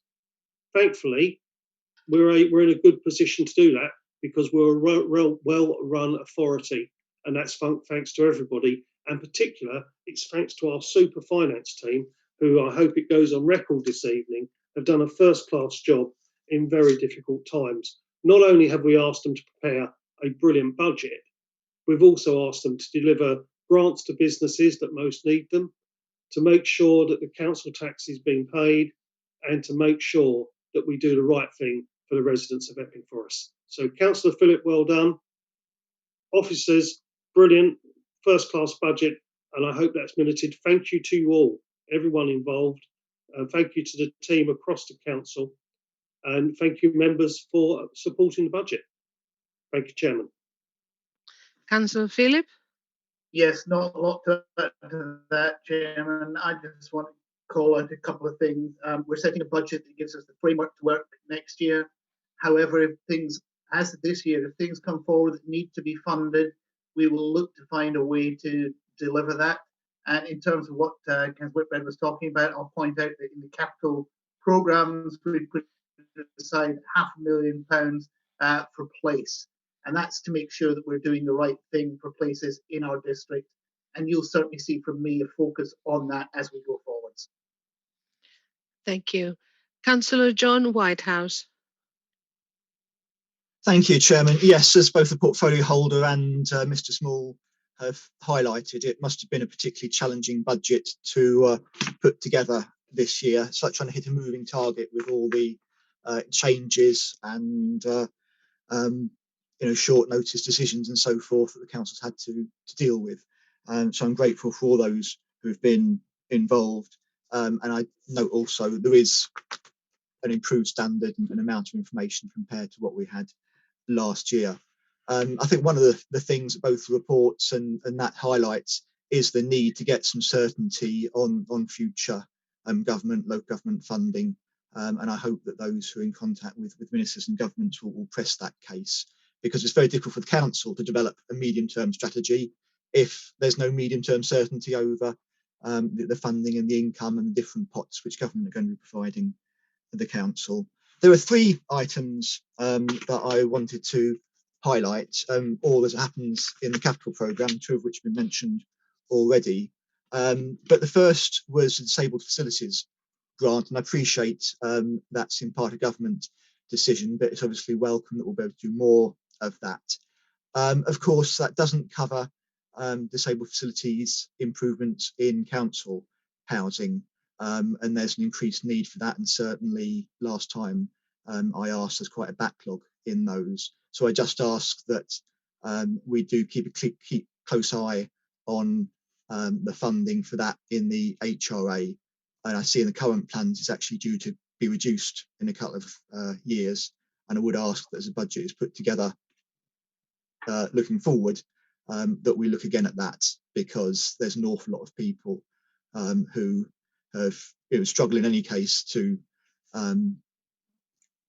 bring up their disabled children, or as people get older and lose mobility in the housing they've got, and that's a need I think that's only going to increase. The second item hadn't been mentioned until the last item, but that was the £500,000 on environmental projects. I look forward to hearing a bit more detail on exactly how that will be broken down and what will be spent on. And actually thinking back to an earlier comment, it does seem to me that if the district council can afford £500,000 to spend on environmental projects, it's not unreasonable to expect £2 million to be spent across the county on environmental projects. And something I think was missed from the comments earlier was, of course, there are two sorts of clean air zones. There are non-charging clean air zones, and there are charging clean air zones. And the interim air pollution management strategy sets out in quite a few steps the existing of a charging clean air zone at a cost of 2.5 million. There are, of course, other ways of addressing air pollution matters, and in particular, a clean air zone which actually just redirects the problem to residential areas is not performing the function that clean air zones were designed to perform. And finally, it's really good to see at last in black and white in the capital programme the Epping Leisure Centre. It's had quite a sort of peripatetic history at one stage in North Weald, these two sites in Epping, but to see the money there and allocated is an important and a very welcome step forward. And I do hope that the sort of delays which have plagued the project so far are a thing of the past. Of course, that does underscore the extent to which the performance of Qualis is now fundamental to the financial performance of the council. And while one side of the equation is the income and the interest that we receive from Qualis, of course, there's another side of the equation, which is the Qualis balance sheet, and we'll be looking at that a bit later, but we're also responsible for that, and it will continue to require very close monitoring by the council. And finally, I am very pleased that the council's reverted to its no change in the council tax. It's quite right given the level of reserves the council's accumulated and the pressures that residents are under, and we certainly will be supporting that. Thank you, Chairman. Thank you very much. Councillor Philip. Yes, thank you, Chairman. I will recognise and accept from Council that it certainly has been a very challenging year, not just in terms of budget, but actually trying to work out what's happening financially in the council during the course of the year. I do appreciate, on behalf of the officers, the recognition of the detail in the reports, and I did commit that that's what we were going to try and do, and that's what we have done. Again, a case of this administration saying what we're going to try and do and then delivering on what we've committed to. In terms of disabled facility grants, I know I didn't touch on it as I was going through the capital programme, but it was in there. What we are certainly waiting for in terms of the housing revenue account is the 30-year business plan. I'm sure that will look at various things.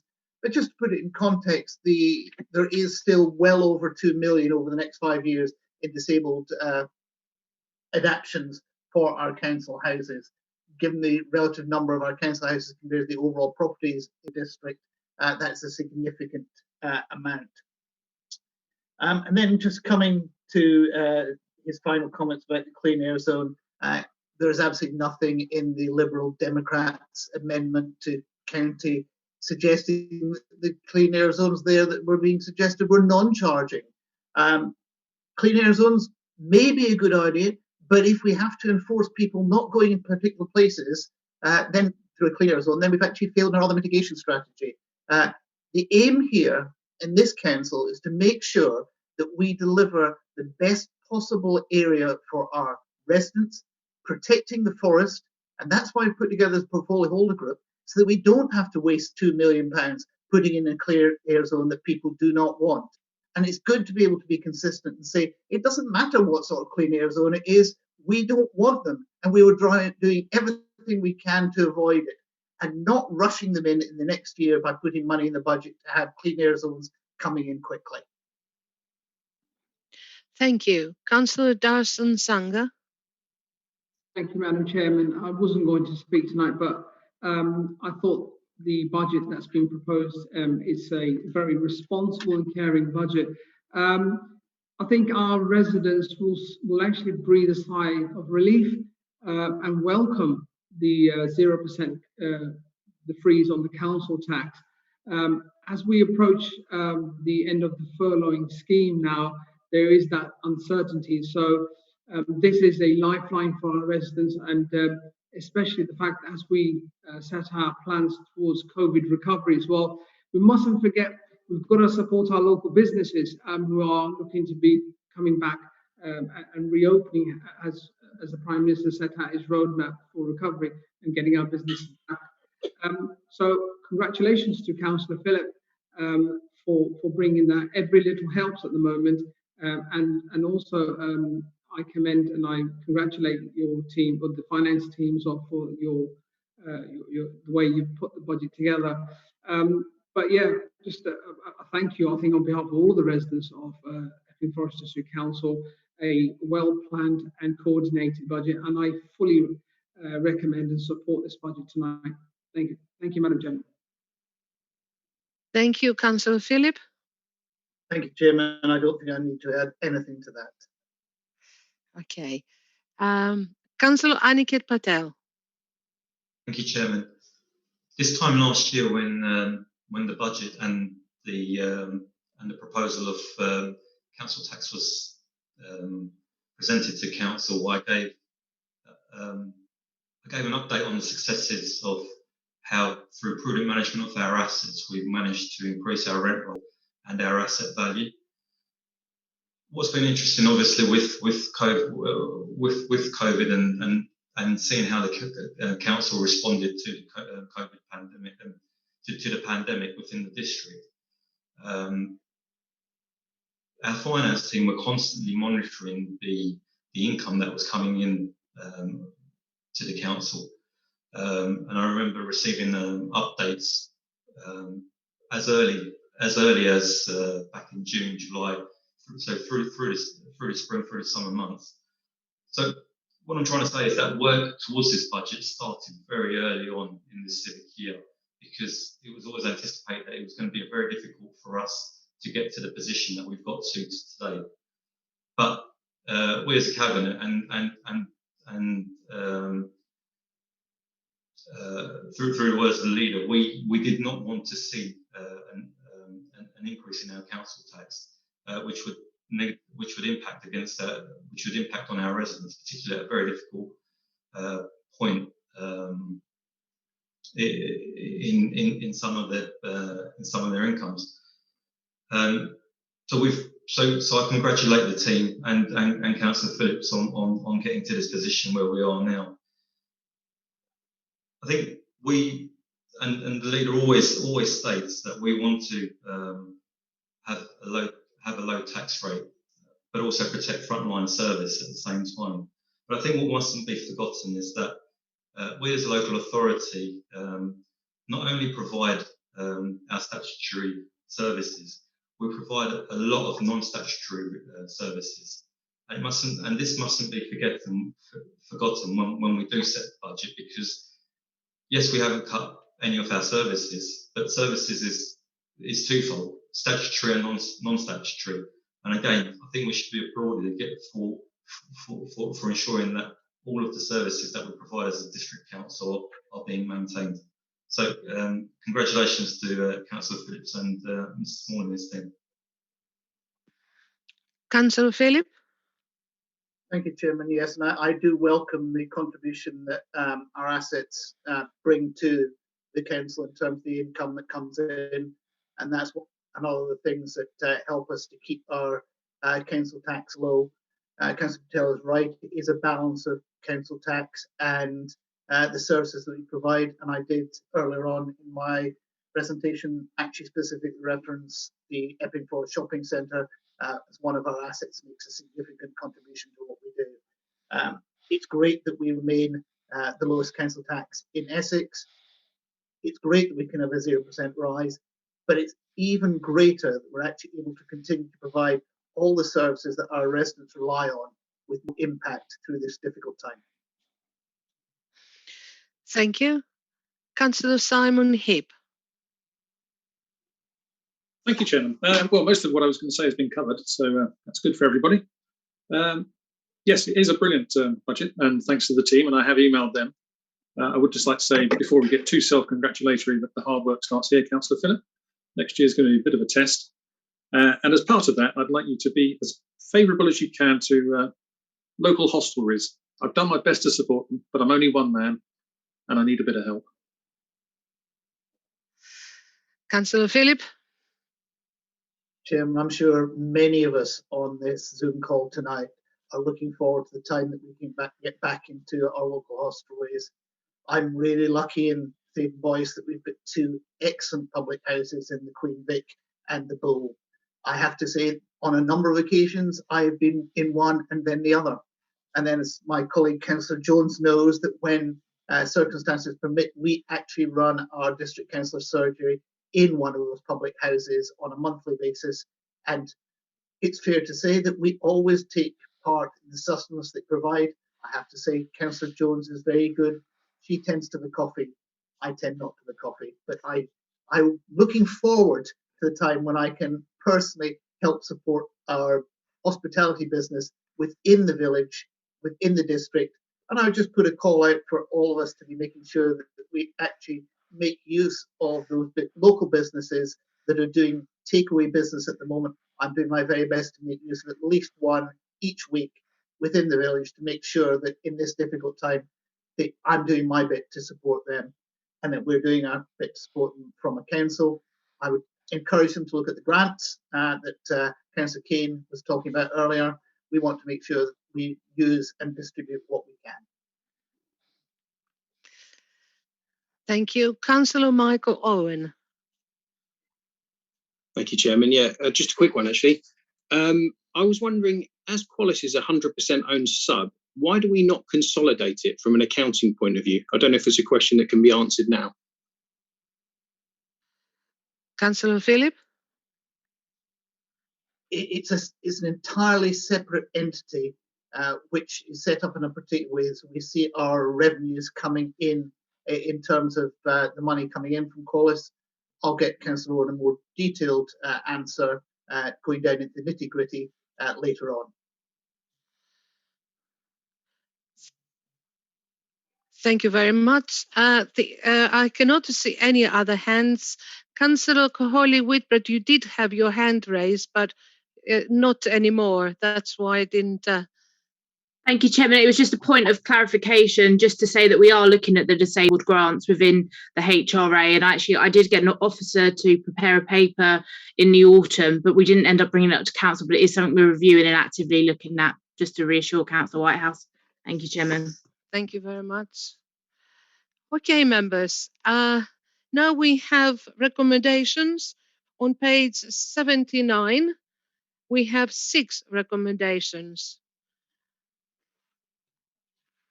We need to, do we Chairman, have... can I suggest we take please? Yes, I was going to ask Chairman, if I can suggest that. Councillor Phillip, I cannot hear you. I'm sorry. Can you repeat it? Yes, Chairman, I was suggesting I'm happy to propose these recommendations and suggest that we take them en bloc. Yes, exactly what I was going to suggest.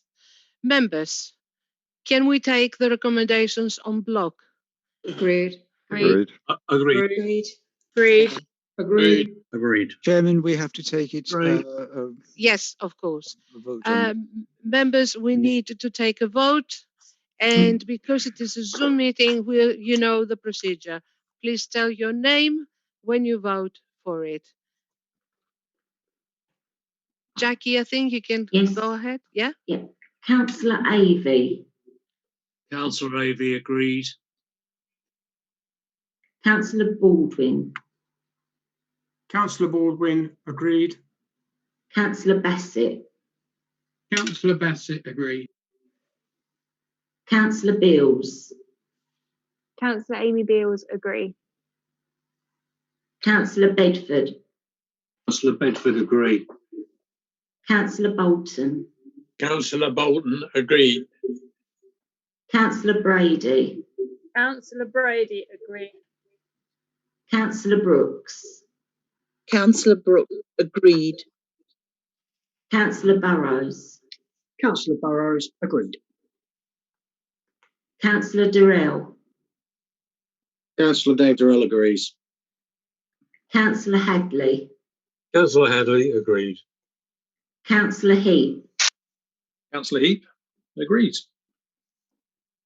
Councillor Heather. Councillor Heather agrees.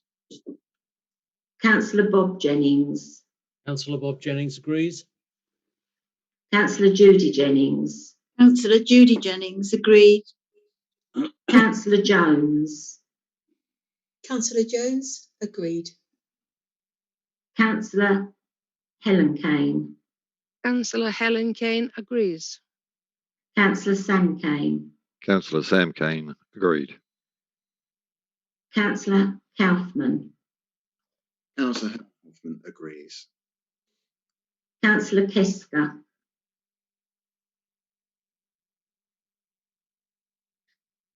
Councillor Kesker.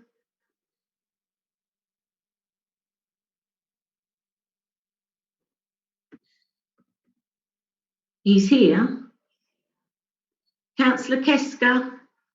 He's got his thumb up, but he's obviously not getting sound through. Right, okay, so he's agreed. Councillor Lee. Councillor Lee agrees. Councillor Leppert. Councillor Leppert agreed.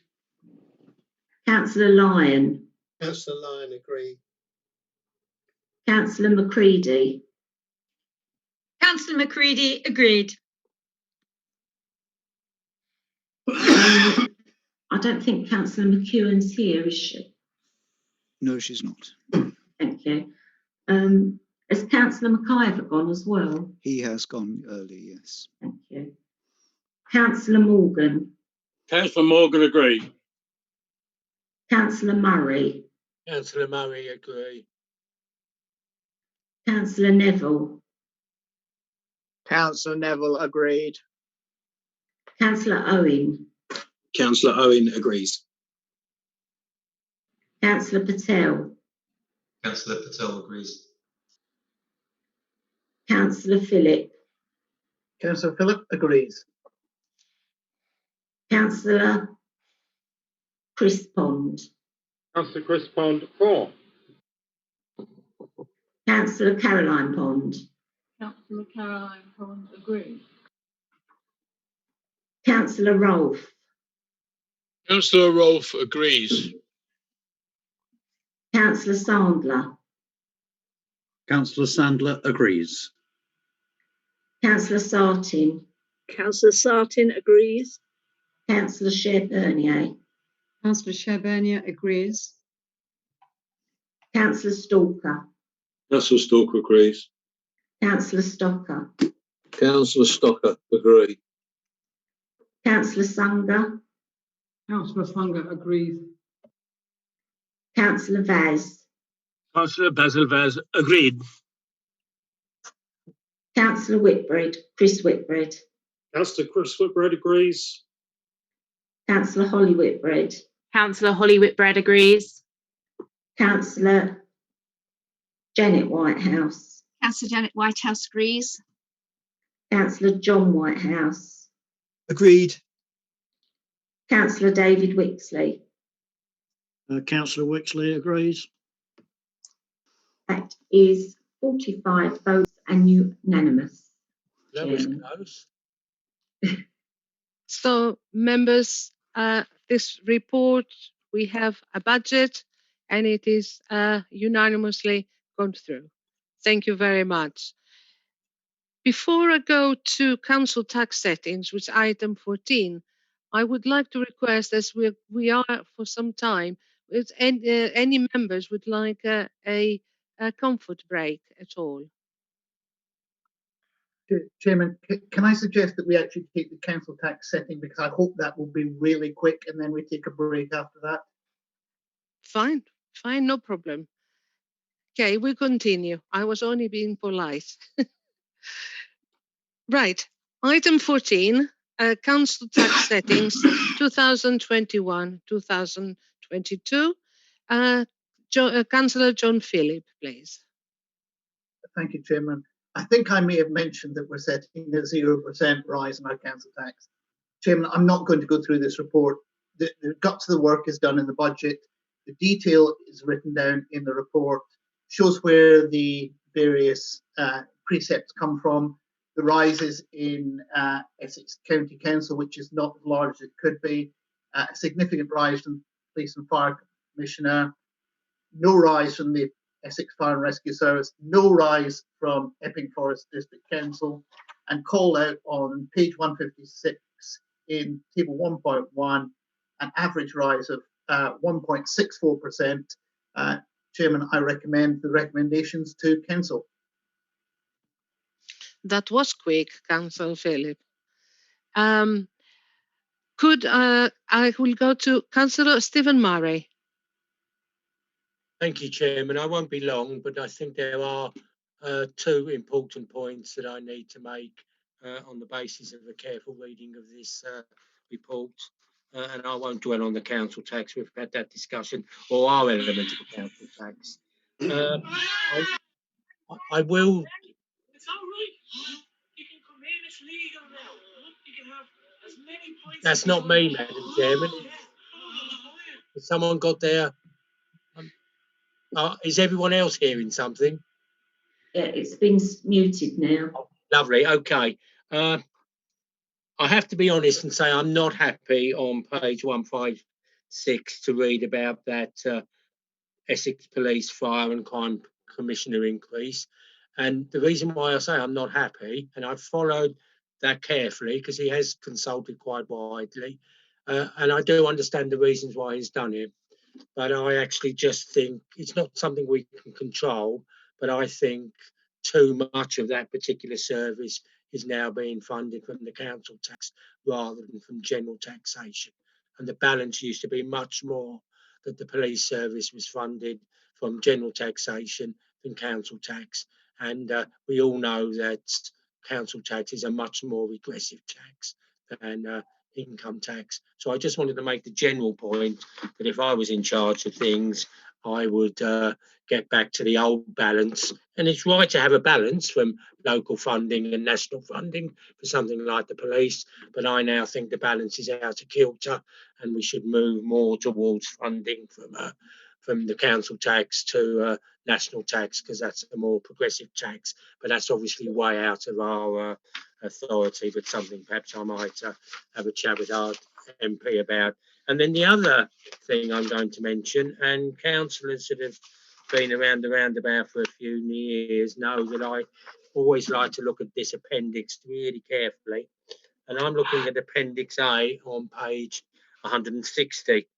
And this is the parish. This is the parish rates that are in front of us tonight. And again, they're set by independent councils, and I understand that. I'm a member of Loughton Parish Council, Loughton Town Council. But I always look at kind of similar type of authorities. Loughton's more or less in line with Buckhurst-Hill. I would kind of expect that. I have to just be honest and say I'm really happy that I'm paying Loughton's council tax and I'm not paying Epping's. I'm just interested why, for example, and I'm not expecting an answer tonight, I'm just posing a question. Why is Epping Town Council's council tax 50% higher than Loughton's? I mean, it's not just a small little bit higher, it's 50% higher. why is North Weald Bassett's council tax a third higher than Loughton's, 33% higher? Ongar, 66% higher. It's just really, I mean, I know they're small figures, but they're really big percentage differences. And then the one that always greets me is Waltham Abbey. And maybe people in Waltham Abbey are really happy to be paying £111.49. But I'm really glad that I'm in Loughton paying £62, because give or take a few pounds, that's almost double. So I just wanted to bring that to people's attention, because it often goes unnoticed. Thank you, Madam Chairman. Councillor Phillip? Thank you, Chairman. In some ways, it's a nice, easy one from Councillor Murray, because they're all things entirely out with the control of the district council. So I'm not going to draw attention to any of them. It could well be that individual parishes deliver additional functions. I know particularly for my own parish of Clayton Boys, they've actually raised their council tax for particular projects this year. And I think what we've seen from our residents is when you identify a particular project for a council tax rise, then it does actually resonate with our residents and they understand why it's being done.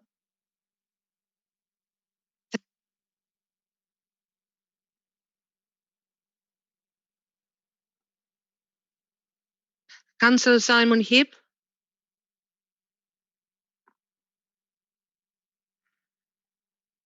Oh, no, you changed your mind, I take it. Okay, thank you. Councillor Les Barrows? Yes, I suggest he looks at the base, the actual tax base. The tax base is 12,500 for Loughton, and the tax base for Epping Town is 5,000. There's a lot more dwellings.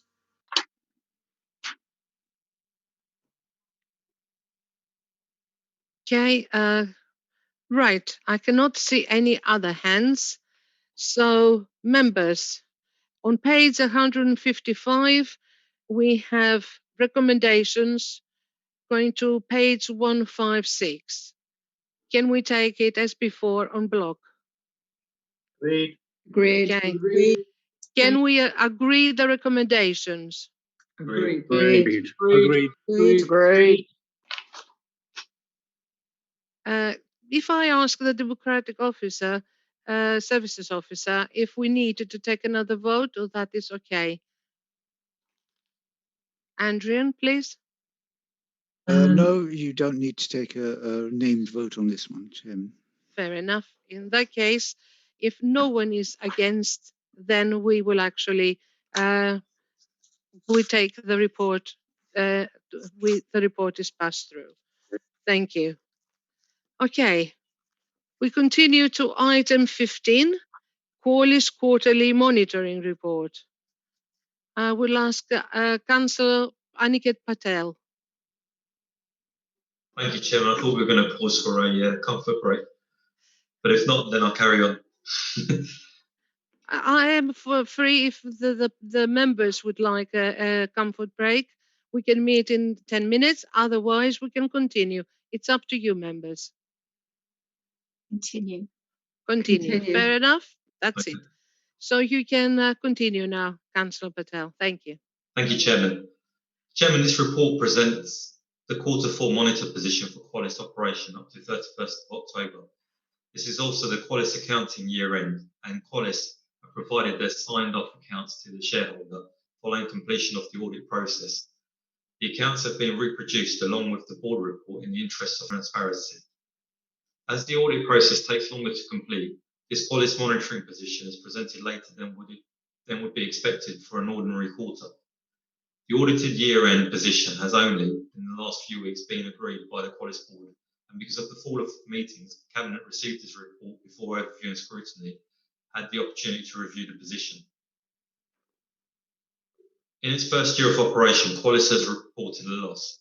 This is in line with the business case and operational expectations. For the first year of operation, it was planned that Qualis would concentrate on the setup phase of its activities, largely incurring costs with little or no trading income. The impact of COVID-19 was to slow setup activities, and this has been consistently reported in Qualis, and EFDC's monitoring reports during the year. Taking into account the impact of COVID-19, I can therefore report that Qualis's outturn is where we would expect it to be at the end of the first year. Within the Qualis Q4 board report, the only key performance indicators flagged as amber were associated with moving forward on the purchase and delivery of the plan for the Pearls Lane site and the acquisition of commercial properties within Qualis Living, where legal completion was delayed into early November. Housing maintenance activities were also successfully transferred in Q4.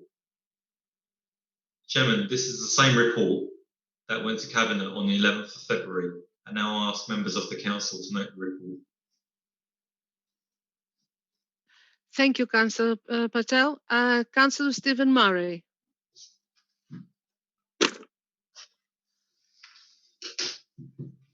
I'm going to keep my remarks very short, Chairman, because I made my remarks of Cabinet, but there are just two things that are really important to me as an individual councillor and for quite a few of the residents I represent. And that's on page 179, where we're told about Qualis management. And I just wanted to highlight and put on record at the meeting tonight that Qualis management, we were told at Cabinet, do recognise the relevant trade unions among the staff. I represent a lot of trade unionists in my ward.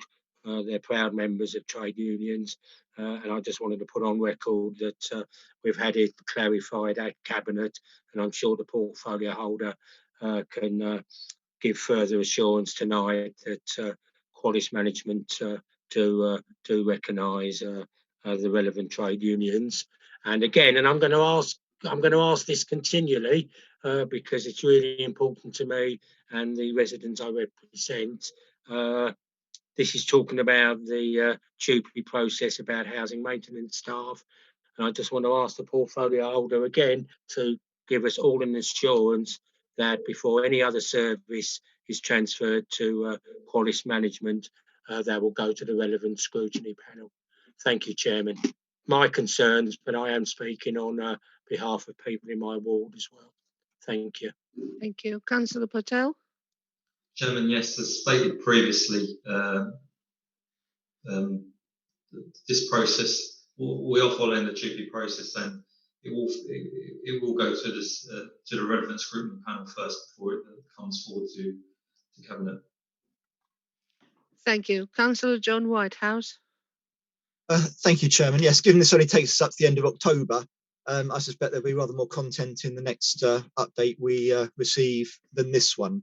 But I did want to ask, and I'm sorry if this was dealt with at Cabinet, but I couldn't make that meeting. I was a bit surprised to see on page 172 that holding more than 10 times the amount of cash targeted was seen as a green indicator. I mean, quite clearly, cash has got to be held to then be spent. But holding cash for any length of period clearly is not in Qualis's interest because it's generating nothing from the cash and paying the district council quite a lot of money for the privilege. So, I mean, I suppose looking for reassurance really that that cash didn't sit there for very long, and also a sort of recognition that if amounts of cash that far in excess of the target are being held for any length of period, that probably should be flagged up as at least amber rather than green. Thank you, Chairman. Councillor Patel. Thank you, Chairman, and thank you, Councillor Whitehouse, for your question. The monies that have been indicated there were spent on the two acquisitions that have taken place. So the monies that are being shown there were held for a very short period of time.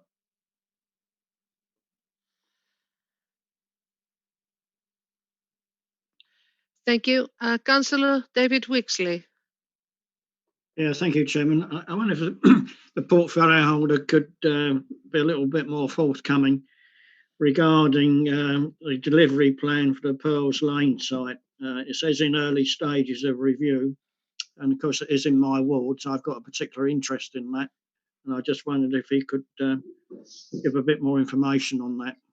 That's one thing.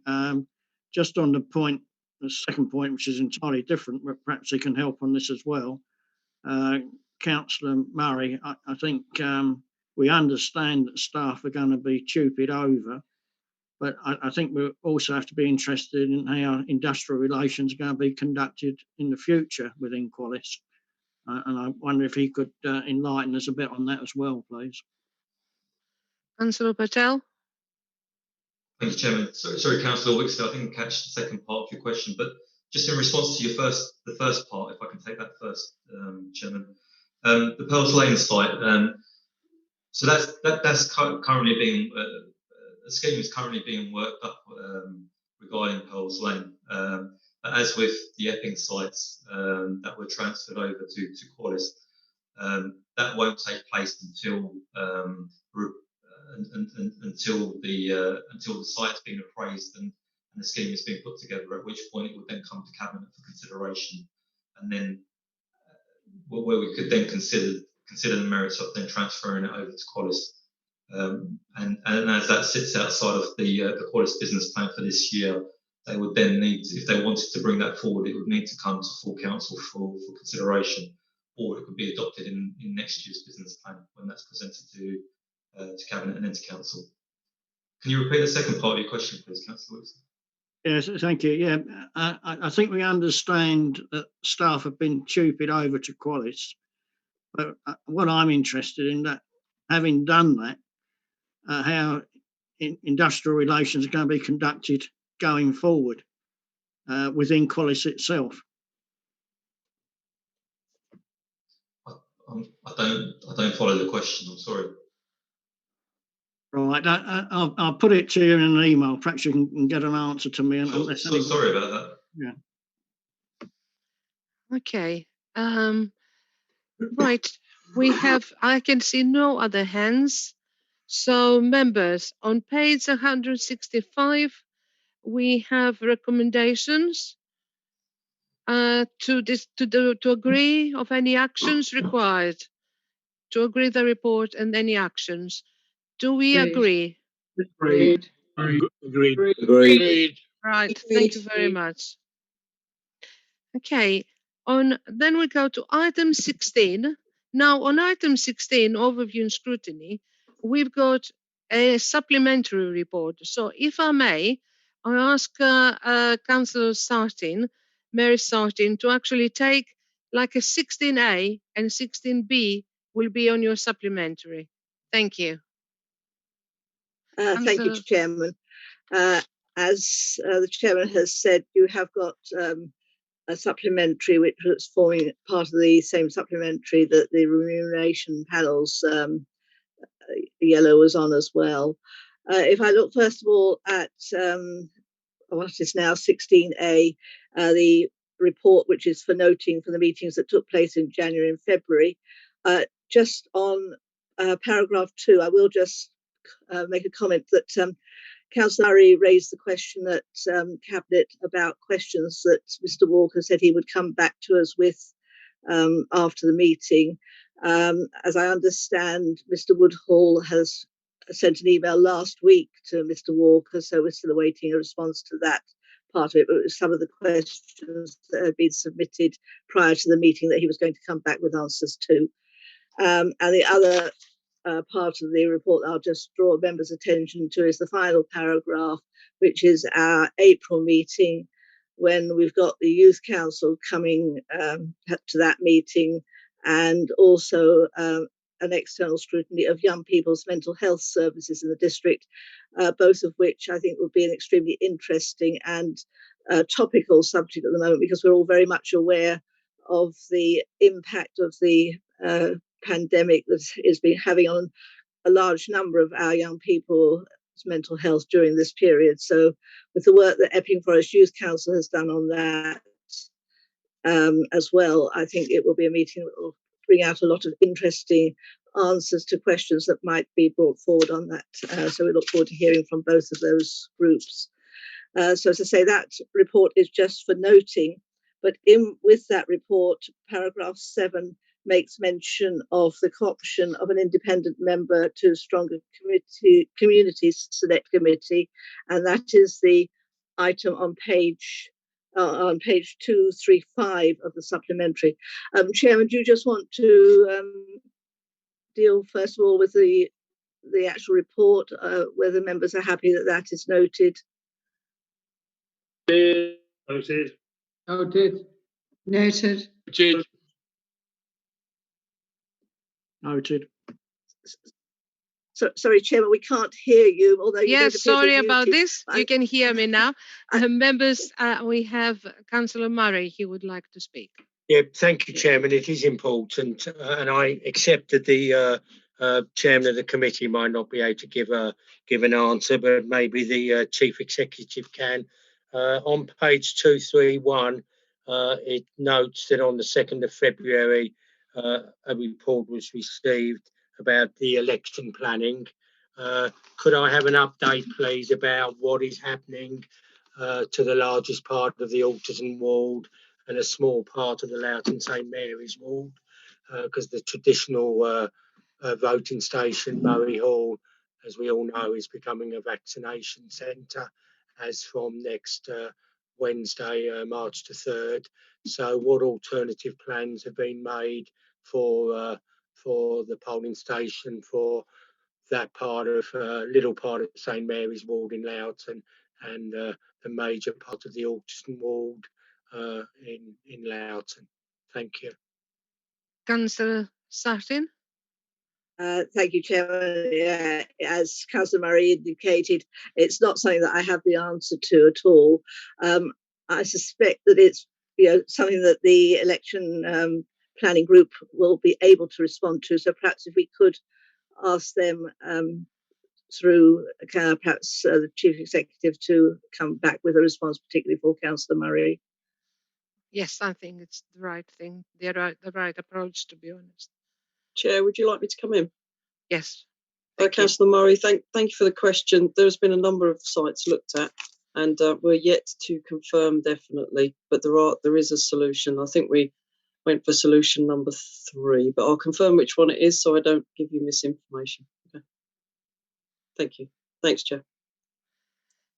Thank you very much. Councillor Mary Sartin, could you continue, please? Thank you, Chairman. Yes, so if we can now look at the 15B, now 16B, the co-option of an independent member to Stronger Communities Select Committee. This is actually to rectify something which slipped through the floorboard, so to speak, when we were changing from the previous setup of these committees below the overview and scrutiny parent body. Previously, when there had been a housing committee, there had traditionally been a co-opted member from the Tenants Association, and it has now gone through the various processes and into the Lynn Marsh will be appointed as a non-executive member of the Strong Unity Select Committee until the end of the 21-22 municipal year. And if I could just clarify that the reason for taking it through for a full year and what is a couple of months is because at this stage in our calendar there's only one more meeting of the Stronger Community Select Committee, and we felt it was better that if this could be agreed for the end of the next municipal year, it would make life simpler going forward. So if I could ask members to agree that recommendation. Agreed. Right, members, we all agree on the recommendation? Agreed. Thank you very much. Okay, so we item 17, joint arrangements and external organizations. I have had no notification of any reports. Is anybody for a verbal update at all? No? Okay. Item 18, exclusion of public and press. Well, members, we come to the conclusion, the end of our meeting, and thank you very, very much for your participation. Thank all the officers that actually entered, the portfolio holders, the cabinet that actually gave us this kind of budget to be proud of. And so therefore, I close the meeting at 21:28 and have a good evening.